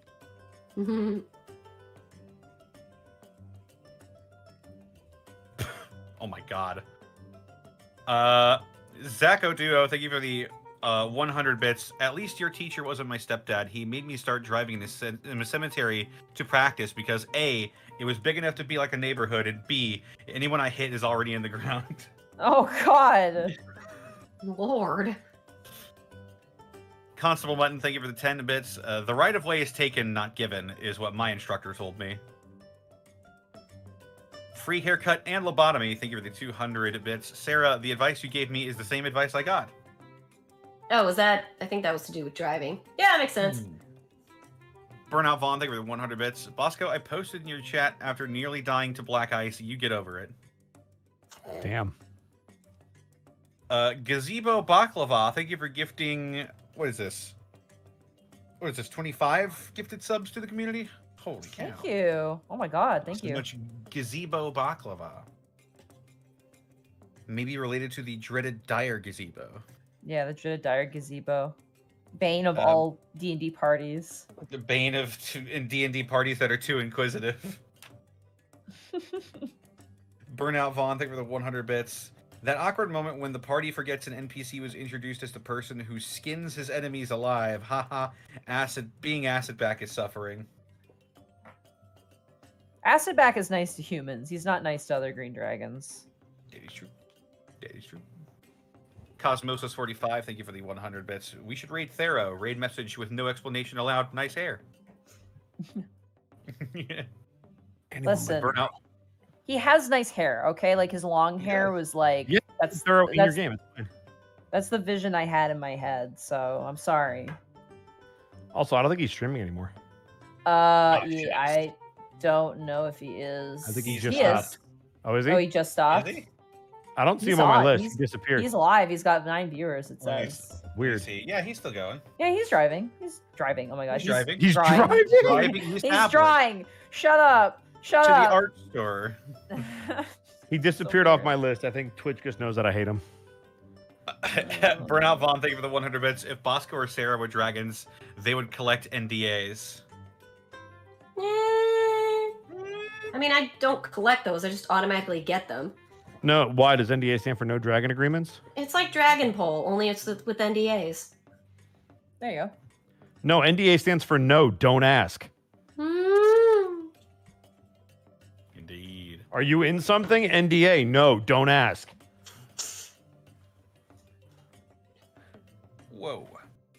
Stellar Coyote, thank you for the 100 bits. Sarah, can you really call it orzo if you're not using lemons, especially if they're not fresh squeezed? Now I want orzo. I mean, there's lots of recipes that don't involve orzo. This particular one just did, and I wanted to try it because I wanted soup. Yeah, like tacos. There is taco orzo. What? Oh yeah, I found that recipe. I wasn't into it. Connor, don't act surprised. Not gonna lie, I have no idea what orzo is. What the fuck are you doing? Is it like a chorizo Oreo combo? Oh no, it's just pasta, but it's pasta that's really small and kind of looks like rice. Huh. It's literally just pasta. No, because it's. Have you ever had rice pilaf? Yes. Rice pilaf often has orzo mixed into it. You shouldn't peel rice off of anything. What are you, Monty Bosco? Okay, I'm sorry, I'm leaving. Good. Chat gets to make puns and I can't. No, get out. Shut the door on your way out. Oh shit. Thank you. PTSO 11, thank you for the 1010 bits. Sorry I had to miss the stream, but I'll see you in the VODs. One sweet girl, thank you for the 100 bits. I stole my dice from my friend, who is also my DM. Yes, I stole my first dice as well. I didn't steal mine. They were given to me by Junior Alan Mark. Wait a minute. Yeah, Mark gave me my first set. The dice that I have are like 10 years old. At least. Yeah. They're my first set ever, and they're my only set ever, and they're very special to me. They also roll like beasts. They like kill people in Ravenloft. Whoa. Whoa. Studio. Blackfoot Ferret, thank you for the elite bits. Magic and Ninjago, thank you for the 100 bits. Choo choo. And finally, Thornton 6000, thank you for the 500 bits. I bought a Dire D20 after the PvP stream on Wednesday, and I am excited, and I'm excitedly waiting for it to come. Yes, that's right. Their Dire D20s are huge. They're really cool. Oh yeah. Our big winners from PvP earlier this week are getting some Dire D20s. Courtesy. I hate to say this. Is that the prize? It was. Yep. Well, the prize was a D20, and then they upgraded it in the bonus round. I'm shocked. They won by 3 points. Oh wow. So the idea was, so we took a really early lead. We were like kicking their ass. So in Family Feud, you could pass or play. We started passing to the other team so they could come back. Because we felt really bad. They did with a vengeance. They did. We passed it to them, and they were like, "All right, we're gonna run the fucking table." If they had gotten one question wrong on that last round, they wouldn't have won. Nope. They won by 3 points. Damn. It's crazy. Burnout Vaughn, thank you for the 100 bits. Don't talk about killing people in Raven's Loft when you robbed the death pool twice. Look, just because you guys suck doesn't mean that I didn't do my job. Wow, Bosco. Damn. What? What? It's true. They mean- suck. They didn't get it right. The statistics don't lie. Yeah, numbers don't lie. Matt Joker 75. Thank you for the 5,000 bits. Just got done with a session where my 8 players. Jesus. That's a lot of players. Huh. 8 Not even the player biggest group game just I've got been done in. fighting 13 werewolves in a country called Underwood, and they are just realizing that if they don't prep, they are going to get swept. Also, still working on the Unexpectables episodes. I am on 107. Ooh. You have an adventure ahead of you. I wish So you at the least best. it's not 14 werewolves because then it becomes a kink. What are you Nothing, talking it's- about? 14 doesn't have werewolves. There you go. They What? have bunny girls. Oh, the bunny Bunny girl. girl has werewolves. Can you raid someone? I'm done. All right, who are we raiding? Therapod. I guess so. Tabby Cato's also live. Also, Draco is Draco's also live. as We haven't well. raided Draco in forever. You know what? We have it, and Draco was over here yesterday. Yeah, let's raid Draco because they're not Oh, Therapod. shit. What should we rate? What should the raid message be for Draco? Stinky Dragon. That works. That's great. Stinky Dragon. All right, one dark. Her name is weird. Darko. Yeah, it's 1 Darko Draco 1. Yep. All right. Raid message is Stinky Dragon. All right, go. Go. Draco had a Go. horde. It would be poop. Bye-bye. It's Spyro merchandise. That's her horror. It is Spyro Ah, merchant. I see. She's I see. Ivan for That smells Spyro. like poop. She's straight up just Ivan for Spyro. Yeesh.